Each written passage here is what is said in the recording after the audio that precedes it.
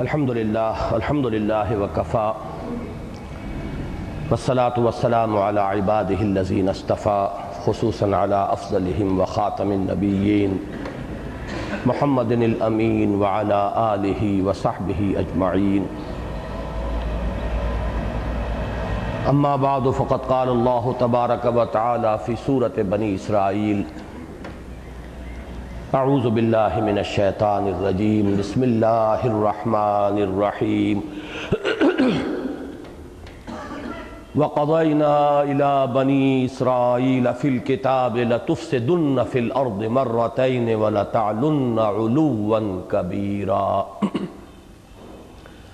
إِلَىٰ قَوْلِهِ تَعَالَى عَسَىٰ رَبُّكُمْ أَن يَرْحَمَكُمْ وَإِنْ عُدْتُمْ عُدْنَا وَجَعَلْنَا جَهَنَّمَ لِلْكَافِرِينَ حَصِيرًا إِنَّ هَذَا الْقُرْآنَ يَهْدِي لِلَّتِي هِيَ أَقْوَمُ وَيُبَشِّرُ الْمُؤْمِنِينَ الَّذِينَ يَعْمَلُونَ الصَّالِحَاتِ أَنَّ لَهُمْ أَجْرًا كَبِيرًا وَأَنَّ الَّذِينَ لَا يُؤْمِنُونَ بِالْآخِرَةِ أَعْتَدْنَا لَهُمْ عَذَابًا أَلِيمًا صدق اللہ العظیم۔ وعن عبد اللہ بن عمرو بن العاص رضی اللہ تعالی عنہما قال قال رسول اللہ صلی اللہ علیہ وسلم لَيَأْتِيَنَّ عَلَىٰ أُمَّتِي كَمَا أَتَىٰ عَلَىٰ بَنِي إِسْرَائِيلَ حَذْوَ النَّعْلِ بِالنَّعْلِ رواہ الامام الترمذی رحمہ اللہ۔ رب اشرح لی صدری ویسر لی امری واحلل عقدۃ من لسانی یفقہوا قولی۔ اب جو ہمارا مطالعہ شروع ہو رہا ہے اس میں جو نکتہ قابل لحاظ ہے جس کی طرف میں پہلے آپ کی توجہ منعطف کرا چکا ہوں کہ اب ہماری بحث کا رخ بدل رہا ہے مسلمانوں کی تاریخ۔ ابھی تک ساری گفتگو جو اسلام کی نشأت ثانیہ کے حوالے سے ہوئی اور پھر اس کا آخری حصہ جو تھا اس کے اعتبار سے قرآن مجید کی دعوت کا ایک خلاصہ اور قرآن مجید کی اہمیت اور جہاد فی سبیل اللہ کا لزوم جو ہمارے دین میں ہے، جس کا کہ عملی نقشہ ہمیں نظر آتا ہے سیرت النبی میں علیہ صاحب الصلاۃ والسلام یا پھر دور خلافت راشدہ میں۔ ابھی ہم نے اس کے بارے میں گفتگو کی ہے، یا یہ کہ نشأت ثانیہ میں اس اعتبار سے گفتگو کی کہ اس وقت کیا حالات ہیں دنیا میں، ایک عالمی تہذیب جو اس کا غلبہ ہے اس کی کیا کیفیت ہے، اس کا بنیادی فکر کیا ہے، اور اب اسلام کے غلبے کے لیے ہمیں کیا کرنا ہوگا۔ لیکن یہاں سے اب ہماری گفتگو مسلمانوں کی طرف رجوع کر رہی ہے۔ مسلمانوں کی تاریخ ایک تو میں نے صبح عرض کیا تھا کہ ایک تو ہمارے سامنے حضور صلی اللہ علیہ وسلم سے لے کر اب تک جو امت محمد ہے صلی اللہ علیہ وسلم ان کی تاریخ ہے، لیکن یہ کہ اس مسلمانوں کی تاریخ کا ایک ریفرنس بھی ہے اور ویسے بھی ایک تسلسل ہے۔ ان ھذہ امتکم امۃ واحدہ فرمایا گیا، تمام رسول جو ہے وہ ایک ہی امت میں ہیں، ان کی ایک ہی امت ہے۔ اس پہلو سے سابقہ امت مسلمہ یعنی بنی اسرائیل کی تاریخ اصولاً بھی اس کا جز ہے اور اس کا ایک خاص تعلق بھی ہے ہماری تاریخ کے ساتھ۔ اس کے حوالے سے ہمیں اب بات سمجھنی ہے۔ یہ جو مضمون ہمیں مطالعہ کرنا ہے، جس کا ٹیکسٹ پڑھنا ہے، یہ آج سے 15 برس قبل کی میری تحریر ہے۔ نشأت ثانیہ 22.5 برس قبل کی تحریر تھی اور یہ پورے 15 برس قبل کی۔ اس کا پس منظر یہ ہے کہ اگست سن 74 میں انجمن خدام القرآن کے زیر اہتمام ایک تربیتی پروگرام ہوا تھا۔ اس کے اختتام پر میں نے اعلان کیا تھا تنظیم اسلامی کے قیام کا، یا صحیح تر الفاظ میں اس کے احیاء کا، اس لیے کہ اس کے لیے اصل میں ایک اقدام سن 67 میں شروع ہوا تھا، وہ بعد میں ہم پڑھ لیں گے، لیکن پھر اس کے بعد وہ بات جو ہے رہ گئی، نہیں چل پائی۔ تو پھر سن 74 میں نے اس فیصلے کا اعلان کیا کہ اب میں اس تنظیم کو اب انشاءاللہ خود اپنے بل بوتے پر لے کر چلوں گا۔ اس کے بعد میں حج کے لیے بھی گیا تاکہ وہاں اللہ تعالیٰ سے خصوصی دعا بھی کروں کہ اب اتنا بڑا بوجھ اور اتنی بڑی ذمہ داری جو میں اٹھا رہا ہوں تو اس کے لیے ظاہر بات ہے کہ اسی کی توفیق اور تیسیر ہوگی تو بات آگے بن سکے گی۔ اس میں قمر سعید قریشی صاحب بھی اس حج کے موقع پر ساتھ تھے، ڈاکٹر نسیم الدین خواجہ صاحب بھی تھے، میری اہلیہ بھی تھیں، ڈاکٹر نسیم صاحب کی اہلیہ بھی تھیں۔ وہاں سے جب واپس آئے ہیں تو پھر رمضان مبارک کا مہینہ آیا ہے، غالباً یہ اکتوبر کی بات ہے۔ اس میں حالت اعتکاف میں میں نے ایک مضمون لکھا تھا کہ جو نومبر دسمبر کا مشترک شمارہ پھر شائع ہوا تھا میثاق کا، اس میں شائع ہوا۔ وہ 40 صفحے کا ایک مضمون تھا۔ ایک تو یہ کہ اسی وقت اینٹی قادیانی موومنٹ چلی تھی، جس کے نتیجے میں قادیانی جو ہیں وہ غیر مسلم اقلیت قرار پائے، اس پر میرا تبصرہ تھا، اس پر میں نے کچھ اپنے خیالات کا اظہار کیا تھا۔ کچھ یہ حصہ تھا اس کا مسلمانوں کی تاریخ کا ایک جائزہ، اور پھر جو کام کرنے کا ہم ارادہ رکھتے تھے تنظیم اسلامی کے زیر عنوان، اس کے بارے میں یہ معین کرنا کہ اس کا فلسفہ کیا ہے، اور یہ پوری ملت کی ایک مجموعی جو اس وقت کیفیت ہے اس میں اس کام کا مقام کیا ہے، تاریخی اعتبار سے بھی کس جگہ ہے، اور اس وقت امت کے اندر جو مختلف کام ہو رہے ہیں دینی، ان کے اعتبار سے اس کا کیا مقام ہے۔ تو اصل میں جو مقصد تھا اس تحریر کا وہ یہ تھا۔ میں نے ابھی پچھلے ان 6 مہینوں کے دوران اس موضوع پر تقاریر کی ہیں بہت مفصل، اور اب جو میری تقریریں ہوئی ہیں ان کا عنوان رہا مسلمانوں کا ماضی، حال اور مستقبل۔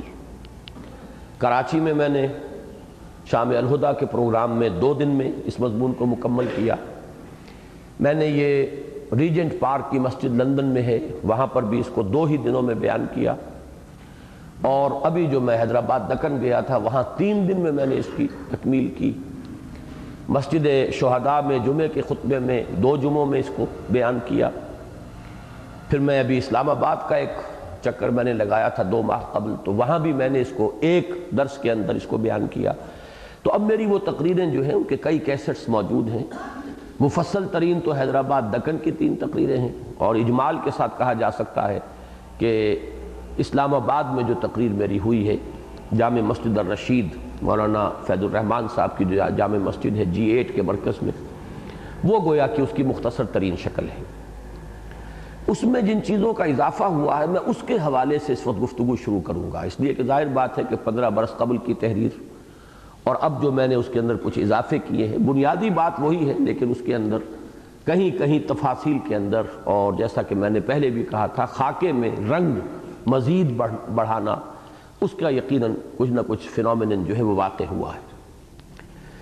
تو مجھ پر جو سب سے زیادہ انکشاف ہوا تھا اس مضمون کا، اس لیے کہ امت مسلمہ کی 1400 برس کی تاریخ کو کسی ایک تقریر یا چھوٹی سی تحریر میں سمو لینا کہ اس سے جو اصل سبق ہے وہ مل جائے اور ایک مجموعی خاکہ اس کا ذہن میں تیار ہو جائے، یہ کوئی آسان کام نہیں ہے۔ اللہ تعالیٰ نے خاص جو میرے لیے اس میں آسانی پیدا کی وہ اس حدیث کے حوالے سے جو آپ کے سامنے لکھی ہوئی ہے۔ ترمذی میں یہ روایت موجود ہے، اور حضرت عبداللہ ابن عمرو بن العاص رضی اللہ تعالی عنہما وہ اس کے راوی ہیں۔ ابھی ملتان میں بھی میں نے 2 دنوں میں اس پر تقریر کی تھی۔ اس کے جو الفاظ ہیں بہت چونکا دینے والے ہیں، اس لیے کہ بعض دوسری روایات بھی ہیں جن میں یہ بات سامنے آتی ہے کہ حضور نے فرمایا کہ اے مسلمانوں، تمہارے اندر بھی وہ ساری گمراہیاں پیدا ہو جائیں گی جو تم سے پہلی امتوں میں پیدا ہوئی۔ وہ گویا کہ مسلمانوں کے اندر گمراہی پیدا ہونے والی بات ہے، وہ اعتقادی ہو، اخلاقی ہو، عملی ہو، مختلف قسم کی گراوٹیں، مختلف قسم کے زوال جن سے ہم دوچار ہوئے، تو وہ ظاہر بات ہے کہ اخلاقی، اعتقادی، وہ ساری چیزیں جو ہیں سابقہ امتوں میں بھی پیدا ہوئی، وہ ہم میں بھی پیدا ہوئی۔ اسی میں یہ الفاظ بھی آتے ہیں کہ اگر وہ گوہ کے بل میں گھسے تھے تو تم بھی گوہ کے بل میں گھسو گے۔ اگر ان میں کوئی بدقسمت ایسا اور بدبخت ایسا اٹھا جس نے اپنی ماں کے ساتھ بدکاری کی ہو تو تم میں بھی کوئی نہ کوئی شقی ایسا پیدا ہو کر رہے گا۔ بہت زور ہے اس میں، لیکن یہ دوسرا نقشہ سامنے لاتی ہے حدیث، تم پر بھی وہی حالات وارد ہوں گے۔ یہ گویا کہ لوگوں پر حالات کے وارد ہونے کا معاملہ ہے۔ ایک ہے لوگوں کے اندر اخلاقی، اعتقادی، علمی، فکری غلطیاں اور گمراہیاں پیدا ہونا، یہ لوگوں کے اوپر حالات واقع ہونا۔ ان میں حضور نے فرمایا کہ بڑی ہی کامل مشابہت ہوگی، بنی اسرائیل پر جو حالات وارد ہوئے وہی میری امت پر بھی وارد ہو کر رہیں گے۔ اور تشبیہ آپ نے دی، جیسا کہ مختلف تقاریر میں نے اسے بیان کیا کہ یہ فصاحت و بلاغت کی معراج ہے کہ جیسے ایک جوتی کے جوڑے کے جو دو جوتیاں ہوتی ہیں جوڑے میں، ان کی مشابہت کتنی ہوتی ہے، اوپر سے دیکھیے تو ان کے رخ مختلف ہیں، لیکن تلوے جوڑ دیجئے تو معلوم ہوگا کہ بالکل ایک شے ہے، سرے منہ کوئی فرق نہیں، بال برابر فرق نہیں۔ تو اسی طریقے سے چونکہ فصل ہے تقریباً 2000 برس کا، لہٰذا حالات میں فرق تو نظر آئے گا، لیکن یہ کہ اگر آپ بٹوین دی لائنز اگر جھانک سکیں، بین السطور اگر دیکھ سکیں تو معلوم ہوگا کہ تاریخ اپنے آپ کو دہراتی رہی۔ پھر یہ کہ اس کے حوالے سے جب میں نے سورہ بنی اسرائیل کے پہلے رکوع کا مطالعہ کیا تو وہ تمام حقائق جو ہیں مجھ پر منکشف ہوئے۔ اس مضمون میں سورہ بنی اسرائیل کی ان آیات اور مسلمانوں کی تاریخ کے ان ادوار کا تقابل اور موازنہ اور مشابہت کا معاملہ یہ جو آیا ہے یہ صرف ضمنی طور پر آیا ہے، لیکن میں یہ چاہتا ہوں کہ اس وقت جو ہم مطالعہ کر رہے ہیں اس میں اس حدیث کو عنوان بنا کر پہلے اپنے ذہن کے اندر ایک خاکہ آپ حضرات تیار کر لیجئے بنی اسرائیل کی تاریخ کا، تاکہ اس کے ساتھ مشابہت کے حوالے سے پھر ہماری تاریخ کے جو مختلف ادوار ہیں وہ بھی ہمارے اس خاکے کے اندر فٹ بیٹھتے چلے جائیں۔ اس میں ایک اور فرق بھی میں کر رہا ہوں، بلکہ میں نے کہیں کیا بھی ہے، کہ پہلے تو میں نے تقسیم کیا تھا ماضی، حال اور مستقبل۔ حال کو میں نے 65 سالوں پر پھیلایا، 1924 سے اور یہ 1989 جس میں کہ ہم اب جو ختم ہو رہا ہے جس میں ہم اس وقت ہیں، 65 برس اس کو حال قرار دیا۔ پھر مستقبل کو 2 حصوں میں تقسیم کیا، مستقبل بعید، مستقبل قریب۔ لیکن اب میں یہ سمجھتا ہوں کہ اس کو بیان کرنے کے لیے صحیح تر تقسیم یہ ہوگی کہ ماضی اور مستقبل، اس لیے کہ میں نے ہر تقریر میں یہ بات واضح کی، حال کسے کہتے ہیں؟ حال تو ایک لمحہ ہوتا، ایک لمحے کے بعد وہ ماضی بن گیا، ایک لمحے پہلے وہ مستقبل تھا، لہذا حال تو در حقیقت خالص تصوراتی سی شے ہے، اسے ہم کیسے تعبیر کریں؟ جیسے نقطے کی جو ڈیفینیشن ہے یا لائن کی ڈیفینیشن ہے جیومیٹری میں، اس کی کوئی ڈائمنشن نہیں ہوتی، نقطے کے اندر تو کوئی سرے سے نہ موٹائی نہ لمبائی نہ چوڑائی کچھ نہیں، اور لائن جو ہے اس کی صرف ایک لینئر ڈائمنشن ہے، اس میں چوڑائی یا موٹائی نہیں ہوتی۔ تو حال کا معاملہ بھی ہے کہ وہ ایک خط ہے، فرضی خط، کہ جو مستقبل اور ماضی کے درمیان کھینچا ہوا ہے۔ اس اعتبار سے صحیح تقسیم یہ ہو جائے گی کہ ماضی بعید جو 1924 پر میں ختم کروں گا، 1924 سے تا حال، اس وقت کا حال، یہ گویا کہ ہمارا ماضی قریب ہے، اور پھر اس کے بعد مستقبل قریب اور پھر مستقبل بعید۔ اب آپ سب سے پہلے اپنے ذہن میں بنی اسرائیل کے تاریخ کے کچھ حوالے جو ہیں وہ معین کر لیں۔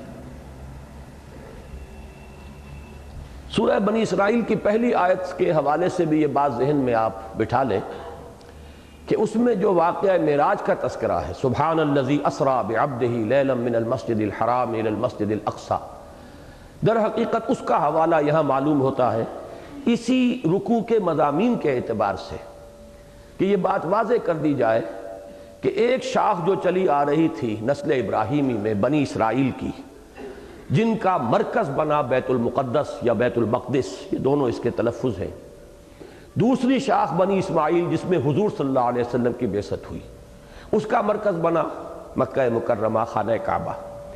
اب حضور صلی اللہ علیہ وسلم کی بعثت پر آ کر یہ دونوں شاخیں جمع ہو گئیں، دونوں کی برکات اس امت کے حوالے کر دی گئی ہیں۔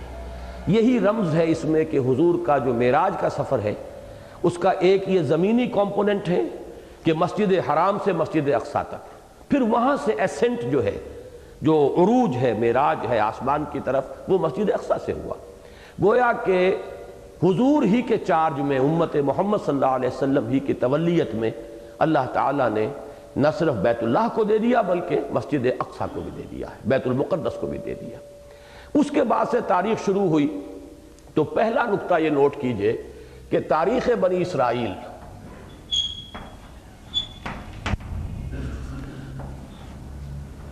سابقہ امت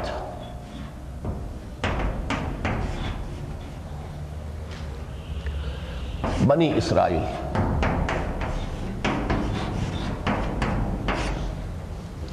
آغاز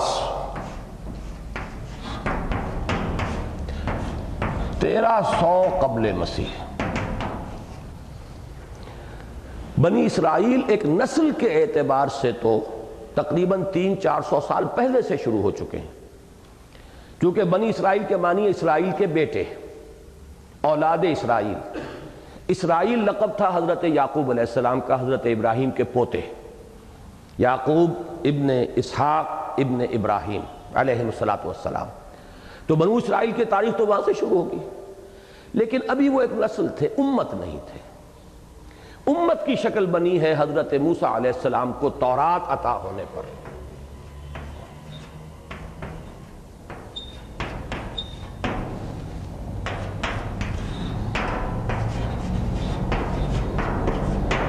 یہی وجہ ہے کہ سورہ بنی اسرائیل کے اب اس کے معراج کے واقعے کے ذکر کے بعد وَآتَيْنَا مُوسَى الْكِتَابَ وَجَعَلْنَاهُ هُدًى لِبَنِي إِسْرَائِيلَ أَلَّا تَتَّخِذُوا مِن دُونِي وَكِيلًا ذُرِّيَّةَ مَنْ حَمَلْنَا مَعَ نُوحٍ إِنَّهُ كَانَ عَبْدًا شَكُورًا۔ یہاں سے در حقیقت امت بنے ہیں وہ، جہاں انہیں شریعت دے دی گئی، کتاب دے دی گئی، صاحب کتاب، اسی لیے اہل کتاب ہم انہیں کہتے ہیں۔ تو یہ 1300 قبل مسیح میں جبکہ حضرت موسیٰ علیہ السلام بنی اسرائیل کو لے کر نکلے ہیں مصر سے اور سینائی پیننسلا میں وارد ہوئے، جزیرہ نما سینا، اسی کی جو جنوبی ٹپ ہے اس پر وہ کوہ طور ہے، جس کے دامن میں اپنی قوم کو چھوڑ کر پھر اللہ نے انہیں بلایا، حضرت موسیٰ علیہ السلام کو 30 رات کے لیے 30 دن کے لیے بلایا تھا، پھر اضافہ کیا 40 دن وہ وہاں رہے ہیں، وہیں وہ انہیں تورات عطا ہوئی۔ اب واپس آئے ہیں تو یہاں سے گویا کہ ایک امت کی حیثیت سے تاریخ کا آغاز ہوا، لیکن یہ کہ اس میں تقریباً 300 برس انہیں لگے ہیں عروج تک پہنچنے میں، اس لیے کہ اب جب حکم دیا گیا قتال کا تو بنی اسرائیل نے کوڑا جواب دے دیا، لہذا تاریخ وہیں رک گئی، پروسیس وہیں پر سٹاپ ہو گیا۔ 40 برس کی تو سزا اللہ نے دی کہ اب یہ ارض مقدس جو ہم نے جس کا وعدہ کیا تھا، ارض موعود، ارض مقدس، جہاں سے یہ آ کر مصر میں آباد ہوئے تھے، اب دوبارہ ہم ان کو دے دیتے اگر اسی وقت یہ لوگ جہاد اور قتال کے لیے اور جانیں سر اپنی ہتھیلیوں پر رکھ کر میدان میں آ جاتے۔ بزدلی کی ہے، بزدلی کا مظاہرہ کیا ہے، فَإِنَّهَا مُحَرَّمَةٌ عَلَيْهِمْ 40 سَنَةً يَتِيهُونَ فِي الْأَرْضِ، 40 برس تک کے لیے یہ حرام، اسی صحرائے تیہ کے اندر بھٹکتے رہیں گے، وہی صحرا ہے صحرائے سینا۔ اسی عرصے میں حضرت موسیٰ کا انتقال بھی ہو گیا، حضرت ہارون کا انتقال بھی ہو گیا، البتہ ان کے بعد حضرت یوشع ابن نون، جوشوا جسے کہتے ہیں، یہ ان کے خلیفہ ہوئے ہیں۔ ہمارے ہاں اختلاف ہے کہ یہ نبی بھی تھے یا نہیں، واللہ عالم، خلیفہ ضرور ہے۔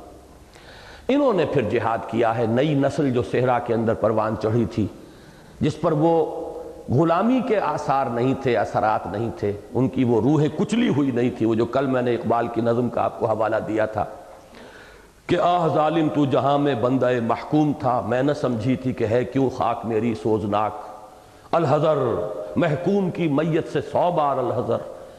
تو وہ محکومیت کے اندر جس طرح روح کچلی جاتی ہے، تو جو نسل حضرت موسیٰ کے ساتھ نکلی تھی، یہ وہ مضامین ہے جو استحکام پاکستان کے مقدمے میں تفصیل سے میں لکھ چکا ہوں کہ ان کی چونکہ وہ شخصیتیں کچلی ہوئی تھی، ان کی انا کچلی ہوئی تھی، ان کے اندر جرت نہیں ہوئی کہ وہ میدان میں آئے۔ البتہ اگلی نسل جو صحرا میں پیدا ہوئی، پروان چڑھی، وہ ہے کہ جس نے پھر جہاد کیا ہے۔ فلسطین پر انہیں قبضہ حاصل ہو گیا، لیکن غلطی وہی کی جو ہندوستان میں مسلمانوں نے کی، قبضے کو مکمل نہیں کیا۔ وہاں کے مشرکین اور جو بھی ملحدین اور جو طرح طرح کی گمراہ قومیں تھیں، انہیں بھی وہیں پر آباد رہنے دیا، اور اس کے نتیجے میں یہ کہ جلد ہی باہمی اختلاط کے نتیجے میں وہ قومیں ان پر غالب آ گئیں، ان کے ہاں مشرکانہ اوہام بھی پیدا ہو گئے۔ وہ تو حضرت موسیٰ سے بھی انہوں نے کہا تھا کہ ہمارے لیے بھی ایک کوئی الہ اور معبود بنا دو، جیسے کہ دوسری قوموں کے الہ اور معبود ہیں، تاکہ جس طرح وہ دھیان گیان کرتے ہیں ایسے ہی گیان دھیان ہم بھی کریں۔ پھر بچڑا انہوں نے خود بنا لیا تھا، اس کی پرستش شروع کر دی تھی، لہذا وہ جو ان کا جو اصل روحانی مقام تھا اس کی ابھی بازیافت پورے طور پر وہ نہیں کر سکے۔ اس میں تقریباً 300 برس لگے، اس کے بعد ان کا دور عروج آیا۔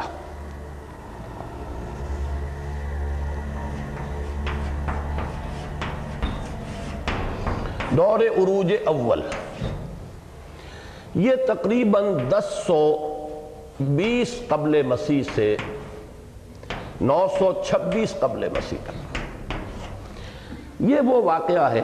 یہ جو بنی اسرائیل کا جہاد سے اور قتال سے انکار ہے یہ سورہ مائدہ میں موجود ہے۔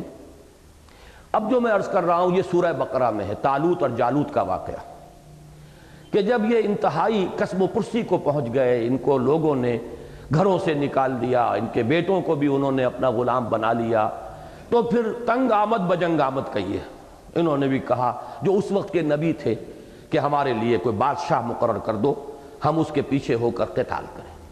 وہ طالوت اور جالوت کا واقعہ سورہ بقرہ کے اندر دوسرے پارے کے اختتام پر تفصیل سے موجود ہے۔ بہرحال وہ تفصیل میں جانے کا موقع نہیں ہے۔ پھر جنگ ہوئی، قتل طالوت و جالوت، حضرت طالوت نے جالوت کو قتل کیا۔ قتل داود، حضرت داؤد علیہ السلام جو ہے اس جنگ کے موقع پر وہ ظاہر ہوئے ہیں، ورنہ وہ پس منظر میں تھے، وہ تو ایک گڈریے تھے، بھیڑیں بکریاں اپنی چراتے تھے، اور ان کے پاس وہ ایک گوپیا ہوتا تھا جس سے کہ وہ پتھر مارتے تھے۔ بہرحال اسی کے حوالے سے انہوں نے جالوت کو قتل کیا، قتل داود و جالوتا۔ تو یہ جو پھر حکومت قائم ہوئی ہے یہ ان کا دور عروج ہے، تقریباً 100 برس، اور اس میں 16 برس کی حکومت ہے حضرت طالوت کی،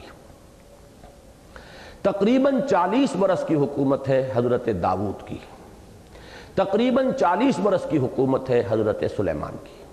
یہ میں اچھی طرح نوٹ کروا رہا ہوں آپ کو، ان کو جمع کر لیجئے تو یہ 100 سے چند برس کم رہ جائیں گے۔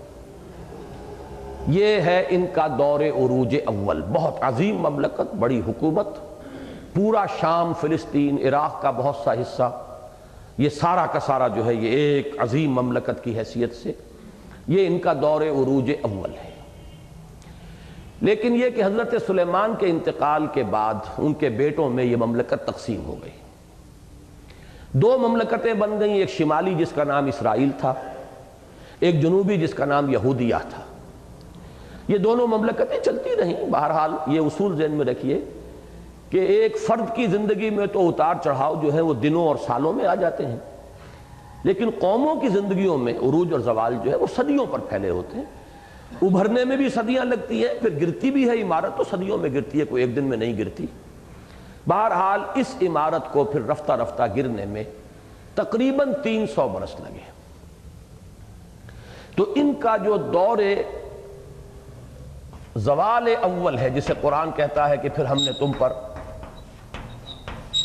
سخت عذاب نازل کیا اور اپنے بندے تمہارے اوپر، باسنا علیکم عباد لنا اولی باس شدید فجاسوا خلال الدیار وکان وعدا مفعولا۔ ہم نے یہ پہلے انہیں بتا دیا تھا کہ تم 2 مرتبہ سرکشی کرو گے، بغاوت کرو گے۔ قضینا الی بنی اسرائیل فی الکتاب لتفسدن فی الارض مرتین ولتعلن علوا کبیرا۔ یہاں اس چیز کو واضح نہیں کیا گیا کہ جب تم سرکشی کرو گے تو پھر ہمارے عذاب کے کوڑے تم پر برسیں گے، وہ آگے جا کر بات واضح ہو جاتی ہے۔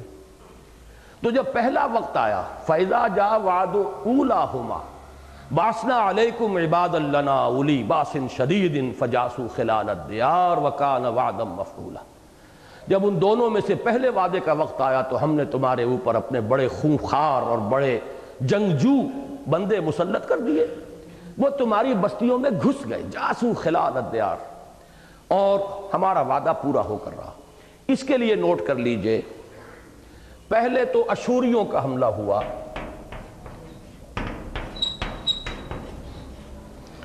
اور اسرائیل کی مملکت ختم ہو گئی۔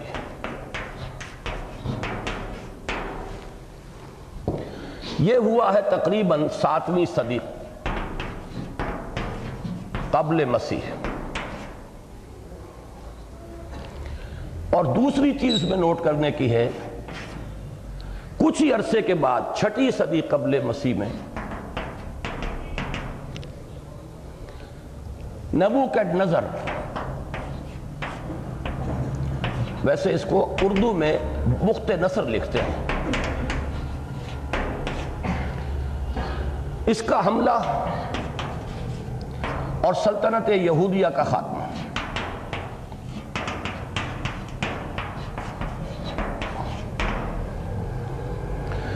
یہ 200 برس جو ہیں یہ ان کے زوال اول کا کلائمیکس ہے۔ اشوریوں نے حملہ کیا شمال سے، نوٹ کیجئے شمال سے، اشوریوں نے حملہ کیا شمال سے، اور شمالی سلطنت اسرائیل ختم۔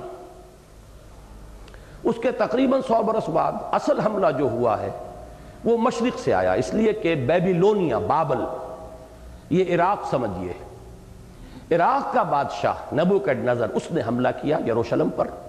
یروشلم جو ہے وہ یہودیہ کا پایہ تخت تھا۔ اس نے جو تباہی مچائی ہے، 6 لاکھ یہودیوں کو قتل کیا، 6 لاکھ کو وہ اپنے ساتھ لے گیا کیپٹیوز بنا کر، اسیر بنا کر، قیدی بنا کر، بھیڑوں بکریوں کے گلوں کی طرح۔ وہاں تو ٹرک نہیں تھے اس طرح کے جیسے ٹرکوں میں ہمارے فوجی جو ہیں ایسٹ پاکستان سے اور وہ ہندوستان کے کنسنٹریشن کیمپس میں لائے گئے، وہ تو بھیڑ بکریوں کے گلوں کی طرح بھانگ کے لے جائے گئے۔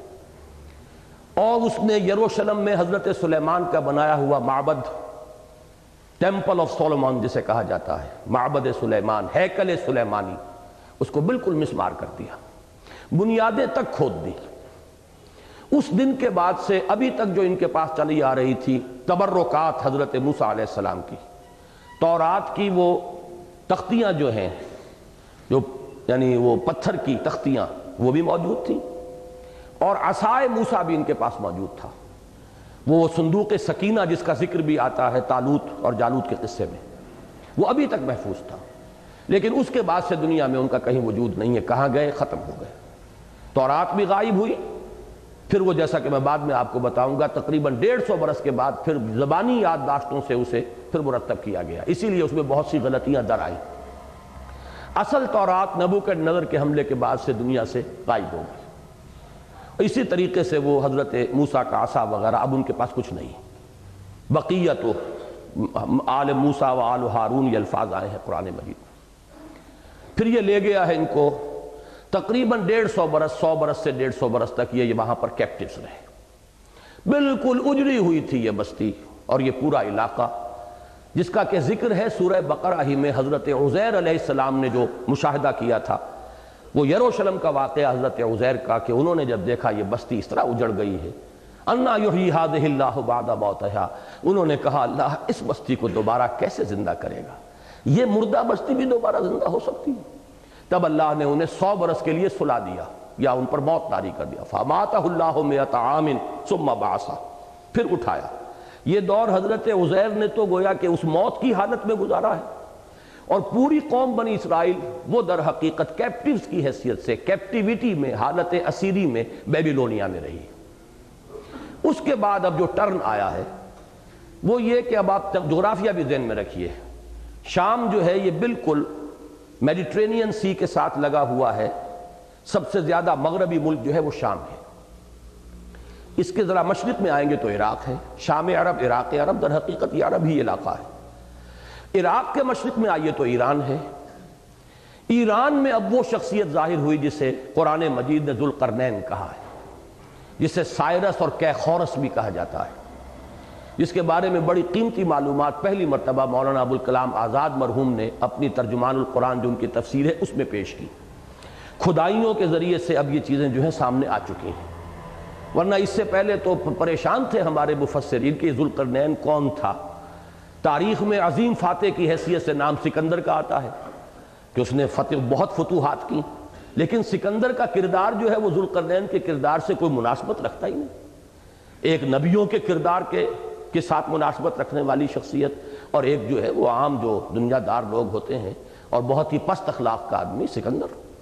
تو ایک مسئلہ تھا ہمارا جو اس دور میں آ کے حل ہوا ہے کہ کھدائیاں جو ہوئی ہیں، اس سے پھر وہ کیخسرو کا مجسمہ برآمد ہوا ہے، اس کے تاج کے اوپر 2 سینگ لگے ہوئے تھے، ذوالقرنین 2 سینگوں والا۔ اس کی وجہ یہ تھی کہ ایران اس سے پہلے 2 ملکوں پر مشتمل تھا، پارس اور میڈیا، 2 علیحدہ علیحدہ حکومتیں تھیں۔ اس شخص نے ان دونوں کو جمع کیا اور عظیم تر سلطنت ایران کی بنیاد ڈالی۔ یہ مؤسس ہے عظمت ایران کا۔ اسی لیے ایرانی جو ہیں، شہنشاہ ایران نے 2500 سالہ جشن جو منایا تھا وہ کیخسرو کو منایا تھا۔ تو ایران کی وہ جو شان کئی والی بات آئی تھی نشأت ثانیہ میں، وہ شان کئی جو ہے کیخسرو، کیقباد، یہ در حقیقت یہ لفظ جو ہے ان کے ناموں کا جز ہے، اور یہ در حقیقت ایران کی عظمت کے نشان ہے۔ یہ شخص جو ہے اس نے اب حملہ کیا بیبیلونیا پر، عراق پر۔ اس حملے کے نتیجے میں جو وہاں کی حکومت تھی اس کو شکست ہوئی، پسپا ہوئی۔ اب انہوں نے یہودیوں کو اجازت دی کہ تم جاؤ، تم آزاد ہو، تم جاؤ اور جا کر اپنا شہر آباد کرو، تمہیں اجازت ہے۔ اب یہ قافلہ کر کے تقریباً 100 برس کے اندر ان کی واپسی ہوئی۔ پھر حضرت عزیر علیہ السلام کو بھی اس عرصے میں اللہ نے اٹھا دیا، ثم بعثہ، پھر انہیں اٹھا لیا، پھر کہا ان سے کہ دیکھو ذرا اپنا کھانا، وہ ابھی بسا نہیں ہے، اس میں کوئی بو پیدا نہیں ہوئی، لیکن اپنے گدھے کو بھی دیکھو کہ اس کی ہڈیاں بھی گل سڑ گئی ہیں، تمہاری نگاہوں کے سامنے ہم ان پر گوشت بھی چڑھاتے ہیں اور ان کے اوپر کھال بھی لگاتے ہیں۔ یہ سارا مشاہدہ کروایا ہے حضرت عزیر علیہ السلام کو اللہ تعالیٰ نے، جس کا ذکر سورہ بقرہ میں۔ اب یہ لوگ آئے، انہوں نے دوبارہ جو ہے اپنا شہر تعمیر کیا، ہیکل دوبارہ تعمیر کیا۔ پھر ان کے اندر حضرت عزیر علیہ السلام کی دعوت تجدید و احیاء دین، یا جس کو کل ہم پڑھ رہے تھے، دعوت تجدید ایمان و توبہ و تجدید عہد، اثر نو، وہ جو اخلاقی پستیوں میں چلے گئے تھے، جو انتہائی گراوٹ میں اعتقادی طور پر بھی، ایمان کے اعتبار سے بھی، عمل کے اعتبار سے بھی، جس کے نتیجے میں وہ عذاب آیا تھا ان پر، اب یہ رفتہ رفتہ نکلے۔ حضرت عزیر جو ہیں وہ سمبل ہے ان کے رینائسنس کا، ان کا جو احیاء ہوا ہے قومی، وہ حضرت عزیر کے ہاتھوں ہوا۔ اسی لیے حضرت عزیر کو یہودیوں میں سے کچھ لوگ ابن اللہ کہتے ہیں۔ قالت الیہود عزیر ابن اللہ وقالت النصارى المسیح ابن اللہ۔ تو یہ در حقیقت ان کے ہاں اسی وجہ سے کہ انہیں جو دوبارہ اس پستی سے پھر اس بلندی تک لانے والی شخصیت ہے، جس نے ان کے اندر تجدید دین اور تجدید ایمان کی دعوت برپا کی، وہ حضرت عزیر ہے۔ اس کے بعد اب ان کا دور عروج ثانی آیا۔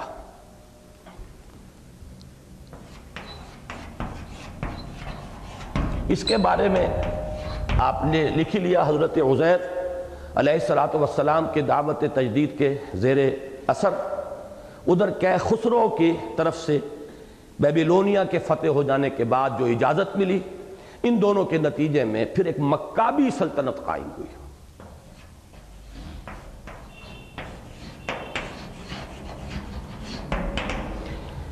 اس کا ذکر ہے سورہ بنی اسرائیل کے ان آیات میں، ثم رددنا لکم الکرۃ علیہم وامددناکم باموال وبنین وجعلناکم اکثر نفیرا۔ پھر ہم نے تمہاری باری لوٹا دی ان پر، پھر ہم نے تمہاری مدد کی، بیٹوں سے بھی مدد کی، دولت سے بھی مدد کی، پھر تمہیں ہم نے بڑی کثیر تعداد میں کر دیا، پھر پھلے پھولے جس کو کہتے ہیں دنیا کے اندر ایک عظیم مملکت قائم ہوئی، مکابی سلطنت۔ یہ مکابی سلطنت جو ہے یہ اپنے جہاں تک حدود ارضی کا تعلق ہے، یہ حضرت سلیمان اور داؤد کی حکومت سے بھی بڑی حکومت تھی۔ البتہ حضرت سلیمان کی حکومت جو ہے اس جیسی کوئی حکومت دنیا میں نہ ہوئی ہے نہ ہوگی، اس لیے کہ وہ حکومت جو ہے صرف زمین پر نہیں تھی، ہوا پر بھی تھی، ان کا حکم ہوا پر بھی چلتا تھا۔ پھر یہ کہ ان کی حکومت جنات پر بھی تھی، تو وہ تو ملٹی ڈائمنشنل حکومت تھی، جیسے کہ آیا ہے ایک جگہ قرآن مجید میں کہ حضرت سلیمان نے یہ دعا کی تھی، پروردگار مجھے تو وہ حکومت عطا فرما جو تو نے کسی کو نہ عطا کی ہو، تو اللہ نے وہ حکومت انہیں دی۔ تو ان کی سطوت و شوکت تو در حقیقت اس اعتبار سے کہ صرف زمینی حکومت نہیں تھی، فضا پر بھی اور ہوا پر بھی ان کا حکم چلتا تھا، اور دوسرے یہ کہ جنات بھی ان کے قبضے میں تھے اور ان پر بھی حکومت انہیں حاصل تھی۔ تو اس اعتبار سے تو عظمت ان کی ہے، لیکن جہاں تک حدود ارضی کا تعلق ہے، مکابی حکومت جو ہے، سلطنت مکابیہ، وہ اس سے کہیں بڑی تھی۔ یہ ہے ان کا دوسرا دور عروج۔ اس کے بعد پھر زوال شروع ہوا، وہ تو میں نے آج بھی کہا تھا صبح کے، وہ تو ہوگا، بڑھاپا آتا ہے جوانی کے بعد۔ اور دینی زوال کا مطلب کیا ہوتا ہے؟ ایمان کا اضمحلال، اخلاق کا اضمحلال، کردار کا اضمحلال۔ ایمان جب قوی ہوتا ہے تو جہاد ہوتا ہے، جب ایمان کمزور پڑتا ہے تو پھر عیش ہوتا ہے، پھر محل بنتے ہیں، پھر ناؤ نوش کی محفلیں ہوتی ہیں، پھر وہ سب کچھ ہوتا ہے جو دنیا میں بادشاہوں کے محلات کے اندر ہوتا ہی ہے۔ میں تجھ کو بتاتا ہوں تقدیر امم کیا ہے، شمشیر و ثنا اول، طاؤس و رباب آخر۔ ان کے ہاں پھر جب یہ ہوا ہے تو دوسرا جو دور زوال ہے ان کا، اب یہ چھوٹا پڑ گیا، میں نے کوئی بڑا بڑا لکھ دیا، چلیے اب اس کے بغیر گزارا کریں۔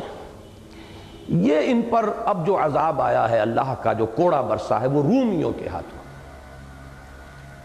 اس کو نوٹ جو میں کرا رہا ہوں خاص طور پر اس لیے کہ میں آپ کو بتاؤں گا کہ ایک ایک چیز جو ہے کاربن کاپی کی طرح ٹیلی کرے گی ہماری تاریخ کے ساتھ۔ رومی جو ہے وہ یورپین پاور تھے۔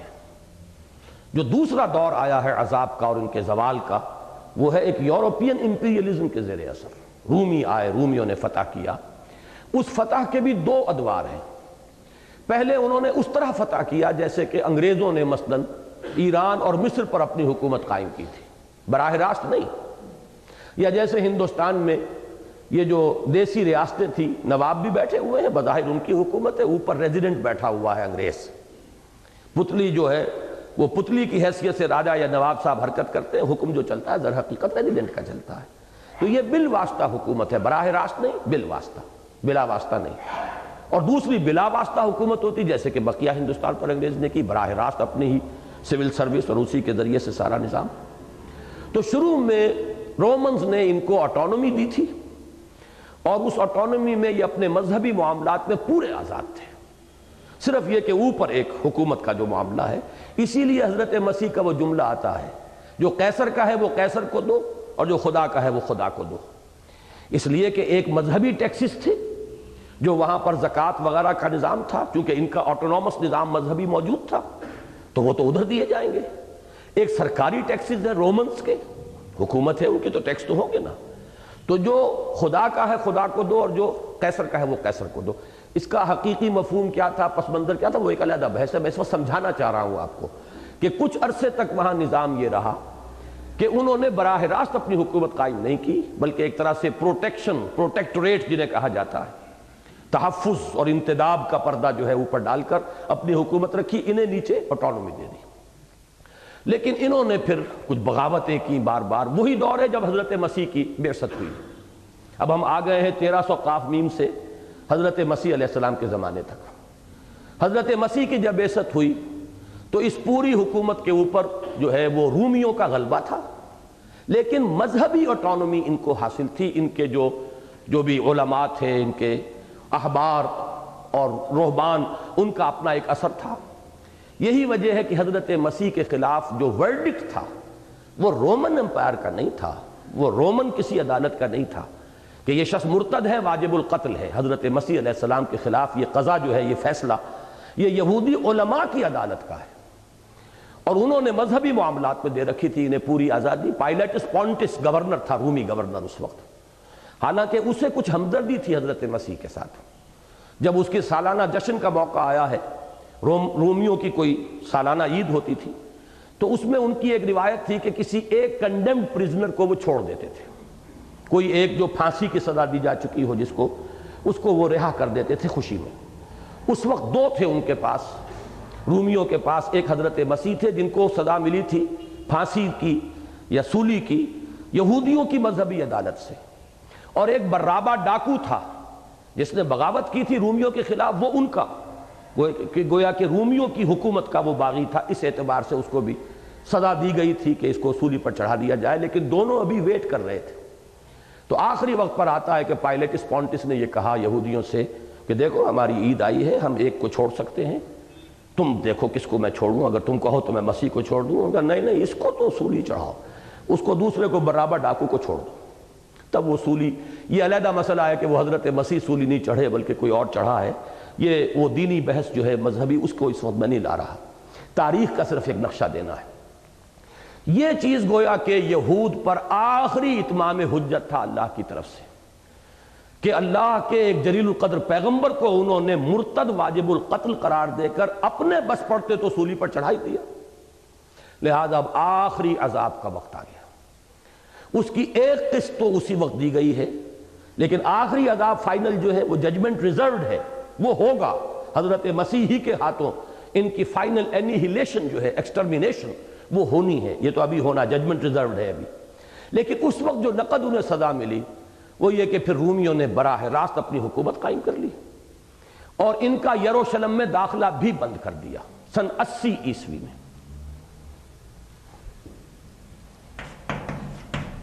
زوال ثانی یا عذاب ثانی، اب یہ 80 عیسوی ہے، حضرت مسیح علیہ السلام کے رفع آسمانی یا لوگوں کے خیال کے مطابق سولی چڑھائے جانے کے تقریباً نصف صدی کے بعد اب ٹائٹس رومی جنرل نے حملہ کیا. 1,20,000 یہودی وہ تو ایک دن میں قتل کیے اس نے، اور پھر ان کو نکال دیا گیا یروشلم سے. یروشلم کی پھر بے حرمتی ہوئی.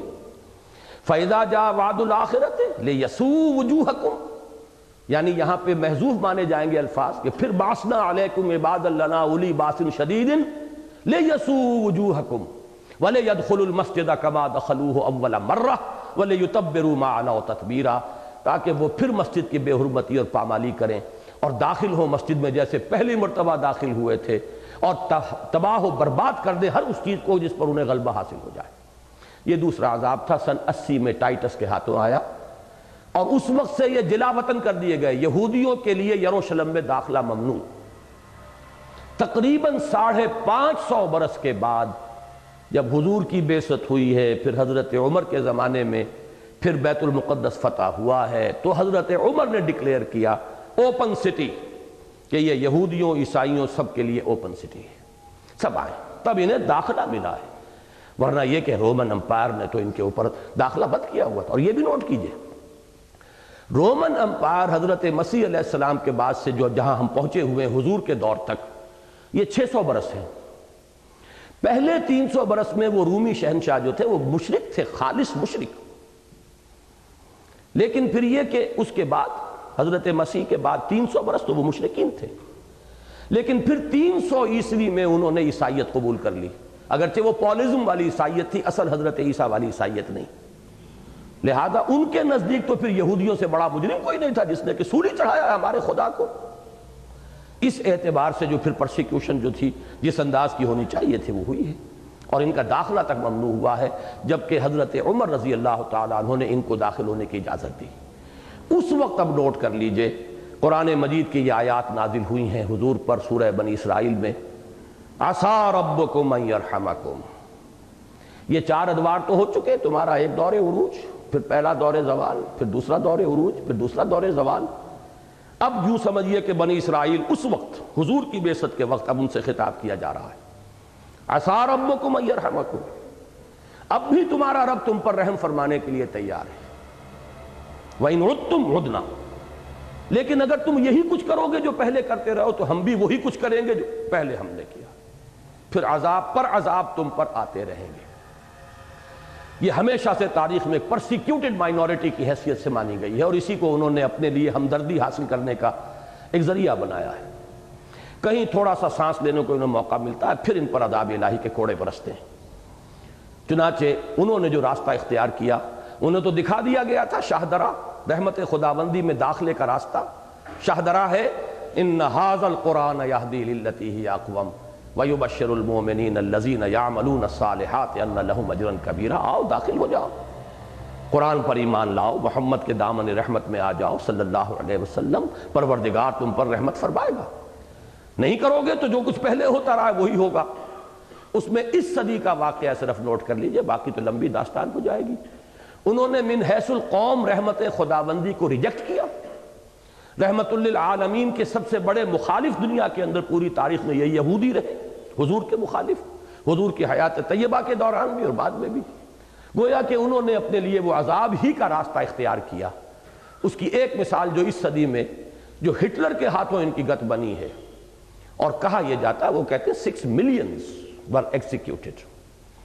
باقی یہ کہ کچھ لوگ کہتے ہیں تھوڑا مغالطہ ہے اس میں، تو 40-50 لاکھ کے قریب ان کو قتل کیا گیا. کوئی 1-2 نہیں، 1-2 ہزار نہیں. اور ان کے لیے اسپیشل پلانٹ جو ہیں وہ ڈیزائن کیے گئے، اور تاکہ یہ کہ ان کی ڈیڈ باڈیز کو بھی جو ہے ڈسپوز آف کرنے کی کوئی مصیبت اور مشقت محلہ نہیں پڑے.